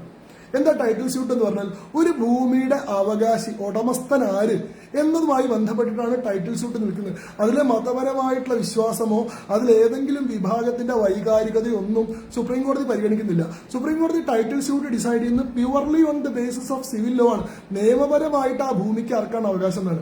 അങ്ങനെ നമ്മൾ നോക്കുമ്പോൾ ഞാൻ ഈ നേരത്തെ പറഞ്ഞ രേഖകൾ പ്രകാരം തന്നെ 5-ാം നൂറ്റാണ്ട് മുതൽ 16-ാം നൂറ്റാണ്ട് വരെയുള്ള 10 നൂറ്റാണ്ട് കാലഘട്ടത്തെ ഹിന്ദുക്കളുടെ അൺഇന്ററപ്റ്റഡ് ആയിട്ടുള്ള പൊസഷൻ, ഈ ഭൂമി ഹിന്ദു വിഭാഗത്തിന്റെ ഹിന്ദു വിശ്വാസങ്ങളുടെ അൺഇന്ററപ്റ്റഡ് ആയിട്ടുള്ള പൊസഷൻ, അവരുടെ കൈവശത്തിലും അവരുടെ ആരാധനയിലും നിന്നിരുന്ന സ്ഥലമാണ്. അത് രാമന്റെ ജന്മസ്ഥാനമാണെന്ന് നൂറ്റാണ്ടുകളായിട്ടുള്ള വിശ്വാസവും അതുമായി ബന്ധപ്പെട്ട ആരാധനയും ആ പ്രദേശത്തുണ്ട്. അത് പിന്നീട് ഒരു പ്രത്യേക ഘട്ടത്തിൽ, ഒരു ഇൻവേഷന്റെ ഘട്ടത്തിൽ അത് പിടിച്ചെടുക്കപ്പെടുകയും തകർക്കപ്പെടുകയും ചെയ്തതാണ്. എന്നാൽ അവിടെ അങ്ങനെ ഒരു പള്ളി നിർമ്മിച്ചതിന് ശേഷവും അൺഇന്ററപ്റ്റഡ് ആയിട്ടുള്ള പൊസഷൻ ഒരു കാലഘട്ടത്തിലും അവിടുത്തെ മുസ്ലിം സമൂഹത്തിന് ഉണ്ടായിട്ടില്ല. ഉദാഹരണത്തിന് 1934 നടന്നിട്ടുള്ള ഒരു വർഗീയ സംഘർഷം, ഒരു വലിയ കലാപത്തിന്റെ ഫലമായിട്ട് പള്ളിയുടെ ഒരു ഡോം തകർക്കപ്പെടുന്ന സംഭവം ഉണ്ടായിട്ടുണ്ട്. അതിനുശേഷം അവിടെ ഈ പറയുന്ന ആസാൻ എന്ന് പറയുന്ന കർമ്മം അനുഷ്ഠിക്കപ്പെട്ടിരുന്നില്ല. അതിനുശേഷം 1949 വരെ ഫ്രൈഡേ ജുമാ മാത്രമേ നടന്നിരുന്നു. വെള്ളിയാഴ്ച ജുമാ എന്ന് പറയുന്ന വെള്ളിയാഴ്ച നമസ്കാരം ഉണ്ടല്ലോ, അത് മാത്രമേ നടന്നിരുന്നുള്ളൂ. അൺഇന്ററപ്റ്റഡ് ആയിട്ടുള്ള ഒരു ആസാൻ പോലെയുള്ള ആരാധന നടന്നിരുന്നില്ല. എന്നാൽ 1949 വരെയും ഹിന്ദു പ്രാക്ടീസ് അൺഇന്ററപ്റ്റഡ് ആയിട്ട് നടക്കുന്നുണ്ട്. ഈ പറയുന്ന ബ്രിട്ടീഷുകാരുടെ കാലഘട്ടത്തിൽ റെയിലിംഗ്സ് ഉണ്ടാക്കിയിട്ട് ഔട്ടർ കോർട്ട്യാർഡ് ഹിന്ദുക്കൾക്കും ഇന്നർ കോർട്ട്യാർഡ് മുസ്ലിങ്ങൾക്കും കൊടുത്തപ്പോൾ ഹിന്ദുക്കൾ ഔട്ടർ കോർട്ട്യാർഡിൽ എല്ലാ കാലത്തും ആരാധന നടത്തുന്നുണ്ട്. അതായത് 1528 മുൻപും 1528 1858 ഇടയ്ക്കുള്ള പീരീഡിലും 1858 ശേഷമുള്ള പീരീഡിലും ഹിന്ദു പ്രാക്ടീസ് ഓഫ് വർഷിപ്പ് അവിടെ അൺഇന്ററപ്റ്റഡ് ആയിട്ട് നടക്കുന്നുണ്ട്. എന്നാൽ മുസ്ലിം വർഷിപ്പ് എന്ന് പറയുന്ന സംഗതി അവിടെ നിരന്തരമായിട്ട് നടക്കുന്നില്ല. അതിന്റെ ഏറ്റവും പ്രധാനപ്പെട്ട കാരണം ഇതൊരു ഇസ്ലാമിക ആരാധനയ്ക്ക് വേണ്ടി നിർമ്മിക്കപ്പെട്ടിട്ടുള്ള ആലയമല്ല എന്നുള്ളതാണ്. അതായത് മുസ്ലിങ്ങൾക്ക് നിസ്കാരം നടത്താൻ ഈ പറയുന്ന അവധിലോ അല്ലെങ്കിൽ ഫൈസാബാദ് ജില്ലയിലോ വേറെ പ്രദേശമൊന്നും ഇല്ലാത്തതുകൊണ്ട്, വേറെ ഭൂമിയൊന്നും ഇല്ലാത്തതുകൊണ്ട് രാമന്റെ ക്ഷേത്രം നിന്നിരുന്ന സ്ഥലത്ത് തന്നെ ഒരു പള്ളി ഉണ്ടാക്കിയാലേ ആരാധന നടത്താൻ പറ്റുള്ളൂ എന്ന് വിചാരിച്ച് ഉണ്ടാക്കിയതല്ല. അത് യഥാർത്ഥത്തിൽ ഒരു ആരാധനാലയമല്ല, പിന്നെയോ അതൊരു സിംബൽ ഓഫ് ഇൻവേഷനാണ്, ഒരു അധിനിവേശത്തിന്റെ ചിഹ്നമാണ്. അവിടുത്തെ ഹിന്ദു സമൂഹത്തിന്റെ വിശ്വാസങ്ങൾക്ക് മേലെ തങ്ങൾ നേടിയിട്ടുള്ള വിജയത്തിന്റെ സിംബോളിക് ആയിട്ട് നിർമ്മിക്കപ്പെട്ടിട്ടുള്ളതാണ് ആ പള്ളി. ഹിന്ദു സമൂഹം അവരുടെ ഏറ്റവും പ്രധാനപ്പെട്ട മൂർത്തിയായി കണക്കാക്കുന്ന രാമൻ എന്ന് പറയുന്ന അവരുടെ ഏറ്റവും പ്രധാനപ്പെട്ട ദേവതാ സങ്കല്പത്തിന്റെ ഏറ്റവും പ്രധാനപ്പെട്ട പ്രദേശം അയോധ്യ എന്ന് പറയുന്ന രാമന്റെ ജന്മസ്ഥാനമാണ്. അവിടെയുള്ള അവരുടെ ഏറ്റവും പ്രധാനപ്പെട്ട ക്ഷേത്രം, രാമന്റെ ക്ഷേത്രങ്ങളിൽ തന്നെ ഏറ്റവും പ്രധാനമാണ് രാമന്റെ ജന്മസ്ഥാനം അഭിമാന ക്ഷേത്രം. അപ്പോ ഏറ്റവും പ്രധാനപ്പെട്ട മൂർത്തിയുടെ ഏറ്റവും പ്രധാനപ്പെട്ട സ്ഥലത്തുള്ള ഏറ്റവും പ്രധാനപ്പെട്ട ക്ഷേത്രം തകർക്കപ്പെടുക എന്ന് പറയുന്നത് ഹിന്ദുക്കളെ സംബന്ധിച്ചിടത്തോളം വലിയൊരു വൈകാരികമായിട്ടുള്ള ഒരു അരക്ഷിതാവസ്ഥ സൃഷ്ടിക്കുന്ന ഒരു അപമാനകരമായിട്ടുള്ള പ്രശ്നമാണ്. അങ്ങനെ ഒരു അപമാന ബോധം അവരിൽ സൃഷ്ടിക്കാനും അവർക്ക് മേലെ ഞങ്ങൾ നേടിയിട്ടുള്ള വിജയത്തെ സംബന്ധിച്ച് എല്ലാ കാലത്തും അവരെ ഓർമ്മപ്പെടുത്താനും ആ ഒരു അപകർഷതാബോധത്തിലും പരാജയ ഭീതിയിലും അധിനിവേശത്തിലും അവരെല്ലാ കാലത്തും ജീവിക്കാനും വേണ്ടി ഒരു അധിനിവേശത്തിന്റെ ചിഹ്നമായിട്ട് അവിടെ നടത്തിയിട്ടുള്ള ഒരു ആക്രമണ വിജയത്തിന്റെ ഒരു കൊടിയടയാളമായിട്ട് നിർമ്മിക്കപ്പെട്ടതാണ് ആ പള്ളി. അതല്ലാതെ അവിടെ മറ്റ് സ്ഥലങ്ങളിലൊന്നും ആരാധന നടത്താൻ സാധിക്കാത്തതുകൊണ്ടല്ല. അതുകൊണ്ടാണ് അയോധ്യയിൽ മാത്രമല്ല ഈ പറയുന്ന സപ്തമ മോക്ഷപുരികളിൽ ഉണ്ടായിരുന്ന ക്ഷേത്രങ്ങൾ തകർക്കപ്പെട്ടു. അയോധ്യ, മധുര, മായ, കാശി, കാഞ്ചി, അവന്തിക, ദ്വാരക എന്ന് നമ്മൾ പറയുന്ന 7 പ്രധാനപ്പെട്ട പുരികൾ, അതായത് ഹിന്ദുക്കളുടെ ഏറ്റവും വലിയ വിശ്വാസങ്ങളെ മുഴുവൻ തകർത്ത് കളഞ്ഞിട്ട് അവരുടെ വിശ്വാസത്തിന് മേലെ സമ്പൂർണ്ണമായിട്ടുള്ള വിജയം സ്ഥാപിക്കുക, അവരുടെ ആരാധന ഇല്ലാതാക്കുക എന്നുള്ള ഉദ്ദേശത്തിൽ നടത്തിയിട്ടുള്ള ഒരു വിഗ്രഹഭഞ്ജനമാണ്, ക്ഷേത്രധ്വംസനം അവിടെ നടന്നത്. അതിന്റെ ഒരു സിമ്പിളായിട്ട് നിർമ്മിക്കപ്പെട്ടതാണ് പള്ളി, അല്ലാണ്ട് ആരാധനയ്ക്ക് വേണ്ടി നിർമ്മിക്കപ്പെട്ടതല്ല. ആരാധനയ്ക്ക് വേണ്ടി നിർമ്മിക്കപ്പെട്ടതാണ് ആ പള്ളിയെങ്കിൽ ആ സ്ഥലവുമായി ബന്ധപ്പെട്ട ഒരു സ്ഥല പ്രാധാന്യമോ അതുമായി ബന്ധപ്പെട്ട ഒരു വൈകാരികമായിട്ടുള്ള ഒരു അടുപ്പമോ ഉണ്ടാവേണ്ട ആവശ്യമില്ല. കാരണം ഇസ്ലാമിക വിശ്വാസ പ്രകാരം ആരാധന നിർവഹിക്കുന്ന സ്ഥലത്തിന് എന്തെങ്കിലും രീതിയിലുള്ള വിശേഷമില്ല. ഇപ്പൊ ഹിന്ദു ക്ഷേത്രം എന്ന് പറയുന്നത് ഹൗസ് ഓഫ് ദ ഡൈറ്റിയാണ്, നമ്മൾ മൂർത്തിയുടെ വാസസ്ഥലമായിട്ടാണ് കണക്കാക്കുന്നത്. അതുകൊണ്ട് അവിടെ ചെന്നിട്ട് തന്നെ ആരാധന നടത്തണം, അത് അങ്ങോട്ടോ ഇങ്ങോട്ടോ മാറ്റാൻ സാധിക്കില്ല.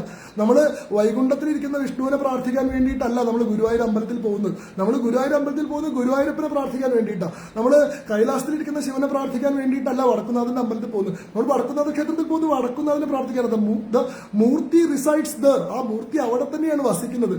ആ വാസസ്ഥലമാണ് എന്ന് പറയുന്ന സ്ഥലപ്രാധാന്യം അവിടെയുണ്ട്. നേരെ തിരിച്ച് ഇസ്ലാമിക വിശ്വാസത്തിൽ ഈ പറയുന്ന സ്ഥലപ്രാധാന്യം ഇല്ല. കാരണം ഒരു ഇസ്ലാമിക ആരാധനാലയത്തിനുള്ളിൽ അവരുടെ ദേവത വസിക്കുന്നു എന്ന് അവർ വിശ്വസിക്കുന്നില്ല.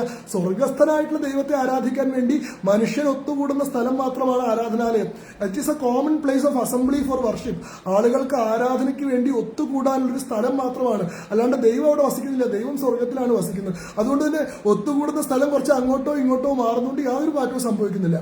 പള്ളിയിൽ നടത്തുന്ന ആരാധനയ്ക്കും വീട്ടിൽ നടത്തുന്ന ആരാധനയ്ക്കും മൈതാനത്തിൽ നടത്തുന്ന ആരാധനയ്ക്കും റോട്ടിൽ നടത്തുന്ന ആരാധനയ്ക്കും തമ്മിൽ ആരാധനയുടെ സ്വഭാവം കൊണ്ടോ അതിന്റെ പ്രതിഫലം കൊണ്ടോ ഏതെങ്കിലും രീതിയിലുള്ള മാറ്റം സംഭവിക്കുന്നില്ല. അതുകൊണ്ട് ഇസ്ലാമിക ആരാധനാലയം അങ്ങോട്ടോ ഇങ്ങോട്ടോ മാറ്റുന്നതിന് യാതൊരു തടസ്സമില്ല. ഇന്ത്യയിൽ തന്നെ മാറ്റിയിട്ടുണ്ട്. സോമനാഥ ക്ഷേത്രം 17 വട്ടം തകർക്കപ്പെടുകയും 18ാമത്തെ വട്ടം പുനർനിർമ്മിക്കുകയും ചെയ്തതാണ്. 18ാമത്തെ വട്ടം ഇന്ത്യ ഗവൺമെന്റിന്റെ നേതൃത്വത്തിലാണ് അത് പുനർനിർമ്മിക്കുന്നത്. അത് പുനർനിർമ്മിക്കുമ്പോൾ അവിടെ നിന്നിരുന്ന പള്ളി അന്നത്തെ ഗവൺമെന്റിന്റെ നേതൃത്വത്തിൽ പൊളിച്ചു മാറ്റി മറ്റൊരു സ്ഥലത്തേക്ക് മാറ്റിയിട്ടാണ് അവിടെ ക്ഷേത്രം നിർമ്മിച്ചത്. ആ ക്ഷേത്രത്തിന്റെ പ്രാണപ്രതിഷ്ഠാ ചടങ്ങിലാണ് അന്നത്തെ രാഷ്ട്രപതിയായിരുന്ന രാജേന്ദ്ര പ്രസാദ് നേരിട്ട് പങ്കെടുത്തത്. ഇപ്പൊ UAE പോലെയുള്ള അറബിക് രാജ്യങ്ങളിലെല്ലാം റോഡ് വികസനത്തിന്റെ ഭാഗമായിട്ടും നഗര വികസനത്തിന്റെ ഭാഗമായിട്ടും എത്രയോ നൂറുകണക്കിന് പള്ളികൾ പൊളിച്ചു മാറ്റാറുണ്ട്, മറ്റു പ്രദേശങ്ങളിലേക്ക് മാറ്റിവെക്കുന്നുണ്ട്. അതിനൊന്നും ഒരു വൈകാരികമായിട്ടുള്ള പ്രശ്നമില്ല. കേരളത്തിൽ തന്നെ ഇപ്പൊ NH നിർമ്മാണത്തിന്റെ ഭാഗമായിട്ട് എത്ര പള്ളികൾ പൊളിക്കുന്നുണ്ട്. അതിനൊന്നും ഒരു വൈകാരികമായിട്ടുള്ള പ്രശ്നം യഥാർത്ഥത്തിൽ ഇസ്ലാമിക വിശ്വാസ പ്രകാരം തന്നെ ഇല്ല. ഇവിടെ ഇതിനെ ഒരു വൈകാരിക പ്രശ്നമാക്കി മാറ്റിയ എന്തുകൊണ്ടാണെന്ന് വെച്ചാൽ ഇത് ആരാധനയ്ക്ക് വേണ്ടി നിർമ്മിച്ചിട്ടുള്ള സ്ഥലമായിരുന്നില്ല.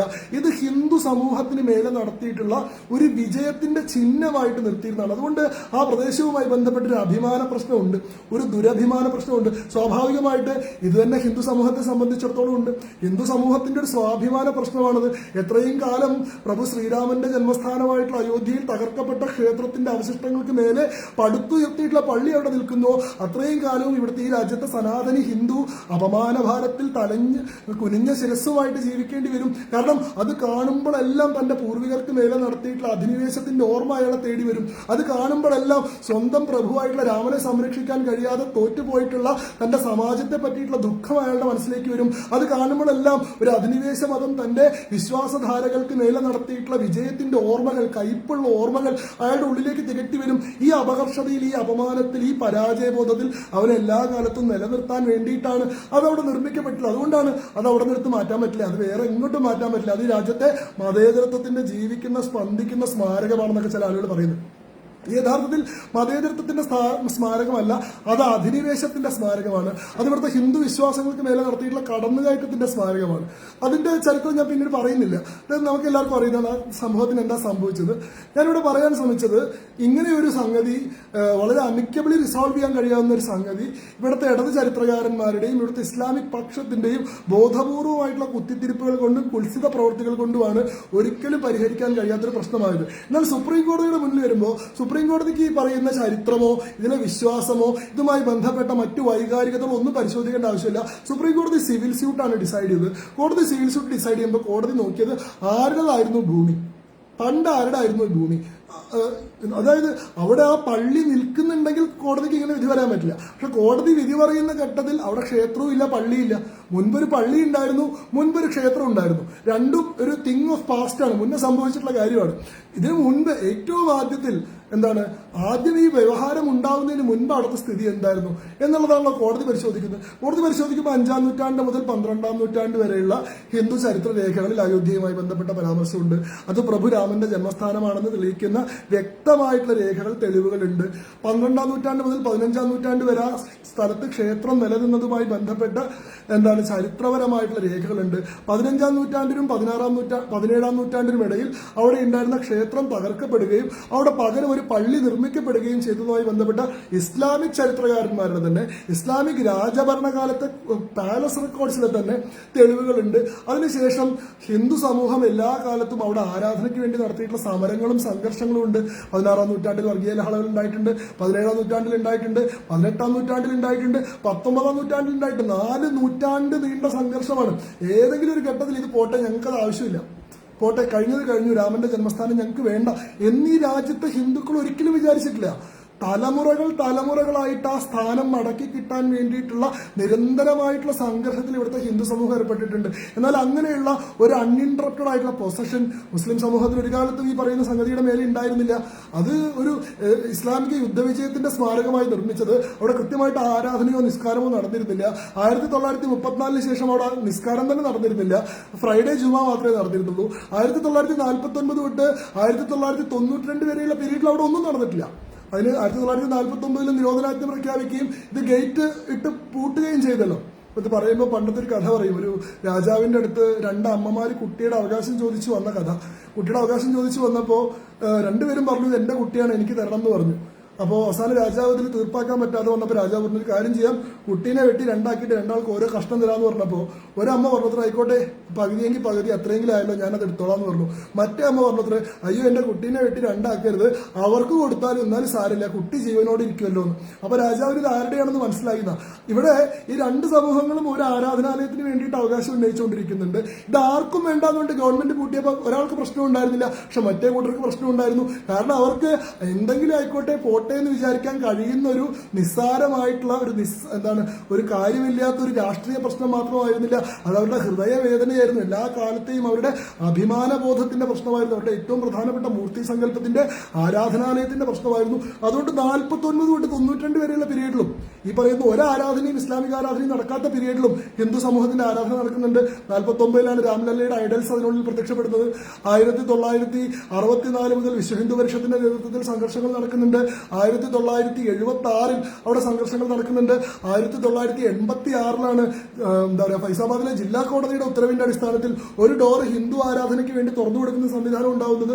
ഹിന്ദു ആരാധനയ്ക്ക് വേണ്ടിയിട്ട് മസ്ജിദിനുള്ളിൽ പ്രവേശിച്ച് ആരാധന നടത്താനുള്ള സാഹചര്യം കിട്ടുന്നുണ്ട്. 89 മുതൽ രഥയാത്ര നടക്കുന്നുണ്ട്. ഇതെല്ലാം നമുക്ക് അറിയുന്നതാണ്. അപ്പൊ അൺഇൻട്രപ്റ്റഡ് ആയിട്ടുള്ള Hindu belief and Hindu procession ഈ ക്ഷേത്രവുമായി ബന്ധപ്പെട്ട് ഔട്ടർ കോർട്ട്യാർഡിലെങ്കിലും എല്ലാ കാലഘട്ടത്തിലും ഉണ്ടായിരുന്നു. അപ്പോൾ ചരിത്രപരമായിട്ടുള്ള രേഖകൾ പരിശോധിക്കുമ്പോൾ ഈ ഭൂമിയുടെ ഉടമസ്ഥത രാംലല്ലയ്ക്ക് തന്നെയാണ്. ഇറ്റ് ഈസ് കൺക്ലൂഡഡ് ദാറ്റ്, അങ്ങനെ പറഞ്ഞുകൊണ്ട് തന്നെയാണ് സുപ്രീം കോടതി വിധി പറയുന്നത്. അല്ലാണ്ട് ഇത് ആരുടെ ഭൂമിയാണെന്ന് ഞങ്ങൾക്ക് മനസ്സിലായിട്ടില്ല, അതുകൊണ്ട് ആരെങ്കിലും കൊണ്ടുപോയിട്ട് എന്തെങ്കിലും ചെയ്തോളൂ എന്ന് പറഞ്ഞിട്ടല്ല. ഇതാ സുപ്രീം കോടതി വിധിയുടെ ജഡ്ജ്മെന്റിന്റെ ഒരു ഭാഗം ഞാൻ പറഞ്ഞു. Babri Masjid at Ayodhya was built on the very spot where the old temple Janmasthan of Ramachandra was standing. It is here by founded that ഹിന്ദുക്കൾ എല്ലാ കാലഘട്ടത്തിലും അവിടെ അയോധ്യ രാമന്റെ ജന്മസ്ഥാനമായി പരിഗണിക്കുകയും അവിടെ രാമന്റെ ജന്മസ്ഥാനം എന്ന രീതിയിൽ ആരാധനകൾ നിർവഹിക്കുകയും ചെയ്തിട്ടുണ്ട് എന്നാൽ ഇസ്ലാമിക ആരാധനയ്ക്ക് ആ രീതിയിലുള്ള ഒരു ഹിസ്റ്ററിക്കൽ പ്രവലൻസോ ഒരു അൺഇൻറ്ററപ്റ്റഡ് ആയിട്ടുള്ള ഒബ്സർവേഷനോ ഇല്ല. അതുകൊണ്ട് തന്നെ ടൈറ്റിൽ സ്യൂട്ട് ഡിസൈഡ് ചെയ്യുന്ന കാര്യത്തിൽ ഈ ടൈറ്റിലിന് കൂടുതൽ നല്ല ക്ലെയിം ഉന്നയിച്ചിട്ടുള്ളത്, ഈ ഭൂമിക്ക് മുകളിൽ യഥാർത്ഥ അവകാശം കൂടുതൽ ശക്തമായി ഉന്നയിച്ചിട്ടുള്ളത് ഹിന്ദു ലിറ്റിഗൻസ് ആണ്. രാം ലല്ലയുടേതാണ് ഈ ഭൂമി എന്നുള്ളതാണ് കോടതി കണ്ടെത്തിയിട്ടുള്ള കാര്യം. അതുകൊണ്ട് കോടതി ആ ഭൂമി ഇവർക്ക് കൊടുത്തു, ഹിന്ദു ലിറ്റിഗൻസിന് കൊടുത്തു. മുസ്ലിം ലിറ്റിഗൻസിന് 5 ഏക്കർ ഭൂമി കൊടുത്തത് ഇതുമായി ബന്ധപ്പെട്ട പ്രശ്നത്തിലല്ല, അത് ബാബരി മസ്ജിദ് ഡെമോളിഷനുമായി ബന്ധപ്പെട്ട പ്രശ്നത്തിലാണ്. കാരണം അവിടെ നിന്നിരുന്ന പള്ളി ഡെമോളിഷ് ചെയ്യപ്പെട്ടപ്പോൾ ആ വിഭാഗത്തിന് ഒരു വഖഫ് പ്രോപ്പർട്ടി നഷ്ടപ്പെട്ടു എന്ന് പറയുന്ന സാമ്പത്തിക നഷ്ടം ഉണ്ടാവുന്നുണ്ട്. ആ നഷ്ടം നികത്തുന്നതിന് വേണ്ടിയിട്ടാണ് അതിന്റെ ഇരട്ടി ഭൂമി, 2.77 ഏക്കർ ഭൂമിയാണ് അവകാശം നഷ്ടപ്പെടുന്നതെങ്കിൽ അതിന്റെ ഇരട്ടി ഭൂമി. കാരണം ഞാൻ നേരത്തെ പറഞ്ഞതുപോലെ ആരാധനാലയത്തിന്റെ സ്ഥലവുമായി ബന്ധപ്പെട്ട് ഇസ്ലാമിക വിശ്വാസത്തിൽ എന്തെങ്കിലും പ്രസക്തി ഇല്ലല്ലോ. അപ്പോൾ അതിനേക്കാൾ എന്താ പറയുക, കൂടുതൽ ഭൂമി മറ്റൊരു സ്ഥലത്ത് കിട്ടിക്കഴിഞ്ഞാൽ ഈ പ്രശ്നം, ഇവരുടെ ഈ നഷ്ടം നികത്തപ്പെടും എന്നുള്ള രീതിയിലാണ് ഒരു തർക്കമില്ലാണ്ട് വളരെ അമിക്കബിൾ ആയിട്ട് ഇനിയെങ്കിലും രമ്യതയിൽ ഈ കാര്യങ്ങൾ പോട്ടെ എന്നുള്ള അർത്ഥത്തിലാണ് കോടതി അങ്ങനെ ചെയ്തിട്ടുള്ളത്. അതോടുകൂടിയിട്ട് ഈ കാര്യത്തിൽ ഒരു ഫൈനാലിറ്റി അറ്റൈൻ ചെയ്തിട്ടുള്ളതാണ്, ഈ കാര്യത്തിൽ ഒരു അന്തിമ തീർപ്പ് ഉണ്ടായിട്ടുള്ളതാണ്. എന്നിട്ടും അത് അംഗീകരിക്കാൻ കഴിയാതെ, എന്നിട്ടും അത് അംഗീകരിക്കാൻ കൂട്ടാക്കാതെ ഇപ്പോഴും ആ എന്താ പറയുക, ഇത്രയും കാലത്തെ സംഘർഷത്തിന് ശേഷം, 5 നൂറ്റാണ്ടിന്റെ കാത്തിരിപ്പിന് ശേഷം, 70 കൊല്ലത്തെ നിയമവ്യവഹാരത്തിന് ശേഷം, തലമുറകളുടെ പ്രാർത്ഥനകൾക്ക് ശേഷം ആ ഭൂമിയിലെ ഞങ്ങളുടെ രാമനെ ഒന്ന് ആരാധിക്കാൻ അർഹത കിട്ടിയിട്ടുള്ള ഹിന്ദു സമൂഹത്തെ ഇപ്പോഴും പരിഹസിച്ചുകൊണ്ടിരിക്കുകയും അവരുടെ ആഘോഷത്തിന് മേലെ വെള്ളമൊഴിച്ചിട്ട് അതിന്റെ ഉത്സാഹം കെടുത്താൻ ശ്രമിക്കുകയും അവരെ ഏതോ രീതിയിൽ അക്രമത്തിലൂടെ അന്യായത്തിലൂടെ ഭൂമി കരസ്ഥമാക്കിയിട്ടുള്ള കൊള്ളക്കാരായി ചിത്രീകരിക്കുകയും ചെയ്യുന്ന ആളുകൾ യഥാർത്ഥത്തിൽ വലിയ അനീതിയാണ് ചെയ്യുന്നത്. അതുകൊണ്ട് തന്നെ ഈ ഒരു അവതരണത്തിലൂടെ ഞാൻ നടത്താൻ ശ്രമിച്ചിട്ടുള്ള കാര്യം, ഈ ഭൂമിയുമായി ബന്ധപ്പെട്ട ചരിത്രപരമായിട്ടുള്ള തെളിവുകൾ എന്തൊക്കെയായിരുന്നു, ഇതിന്റെ ക്ലെയിമുമായി ബന്ധപ്പെട്ട രേഖകളും ആർക്കിയോളജിക്കൽ എവിഡൻസുകളും എന്തൊക്കെയാണ് സംസാരിക്കുന്നത്, കോടതി എന്ത് അടിസ്ഥാനത്തിലാണ് ഇങ്ങനെ ഒരു തീർപ്പിൽ എത്തിച്ചേർന്നത് എന്ന കാര്യമാണ്. ഈ കാര്യങ്ങൾ മനസ്സിലാക്കിക്കൊണ്ട് ഇനിയെങ്കിലും ഇതിന്റെ മുകളിൽ ഇങ്ങനെ ഒരു എന്താ പറയുക, കുറ്റബോധമുള്ളവരായി അപ്പോളജറ്റിക് ആയിരിക്കാതെ, എന്താണ് നമ്മളെന്തോ അത് ആഘോഷിക്കുന്നത് കൊണ്ട് നമ്മളെന്തോ അപരാധികളായി പോവും, അതല്ലെങ്കിൽ രാമ ജന്മഭൂമിയിലെ പ്രാണപ്രതിഷ്ഠയുമായി ബന്ധപ്പെട്ട് എന്തെങ്കിലും പ്രതികരണങ്ങൾ നടത്തുന്നതുകൊണ്ട് നമ്മളെന്തോ അപരാധികളായി പോവും എന്ന മട്ടിൽ ഇങ്ങനെ അപ്പോളജറ്റിക് ആയി തുടരാതെ, ഇത് വലിയൊരു ചരിത്ര സന്ദർഭമാണ്. ഈ സിവിലൈസേഷണൽ യുദ്ധത്തിലെ തന്നെ നൂറ്റാണ്ടുകളായി സഹസ്രാബ്ദങ്ങളായി തുടരുന്ന ഒരു സാംസ്കാരികമായിട്ടുള്ള നിലനിൽപ്പിന് വേണ്ടിയിട്ടുള്ള സമരത്തിലെ ഒരു വളരെ നിർണായകമായ, വളരെ പ്രധാനമായ ഒരു ഘട്ടമാണിത്. ഇത് ശ്രീരാമചന്ദ്ര പ്രഭുവിന്റെ അയോധ്യയിലേക്കുള്ള മടങ്ങിവരവാണ്. സനാതന ധർമ്മത്തിന്റെ ചരിത്രത്തിലെ ഏറ്റവും നിർണായകവും ഉജ്ജ്വലവുമായിട്ടുള്ള ഒരു മുഹൂർത്തമാണ്. ആ മുഹൂർത്തത്തെ ഏറ്റവും സമുചിതമായി, ഏറ്റവും വർണ്ണാഭമായി, ഏറ്റവും ആഘോഷപൂർവ്വമായി സ്വീകരിക്കാൻ നമുക്ക് എല്ലാവർക്കും സാധിക്കട്ടെ. അതിന് മറ്റുള്ളവരുടെ പരിഹാസങ്ങളെയോ മറ്റുള്ളവരുടെ കുറ്റപ്പെടുത്തലുകളെയോ ഭയക്കാതെ വളരെ അൺഅപ്പോളജറ്റിക്കായി, ഇത് നമ്മുടെ ഒരു സാംസ്കാരികമായിട്ടുള്ള ഒരു അഭിമാനമാണ്. പ്രഭു ശ്രീരാമൻ എന്ന് പറയുന്നത് ഈ രാജ്യത്തിന്റെ ധർമ്മത്തിന്റെ വിഗ്രഹഭാവമാണ്, ഞങ്ങളുടെ ഏറ്റവും പ്രധാനമായിട്ടുള്ള ഒരു മൂർത്തി സങ്കല്പമാണ്. ആ രാമൻ ജനിച്ചിട്ടുള്ള മണ്ണിൽ 500 കൊല്ലം കാത്തിരിക്കേണ്ടി വന്നു എന്നതാണ് ഞങ്ങളുടെ ദുഃഖം. രാമന് സ്വന്തം ഭൂമിയിൽ കാലുകുത്താനുള്ള അവകാശം നിഷേധിക്കപ്പെട്ട മനുഷ്യനായി ഒരു അഭയാർത്ഥിയെ പോലെ 500 കൊല്ലം കോടതി വരാന്തകളിൽ കാത്തിരിക്കേണ്ടി വന്നു എന്നതാണ് ദുഃഖം.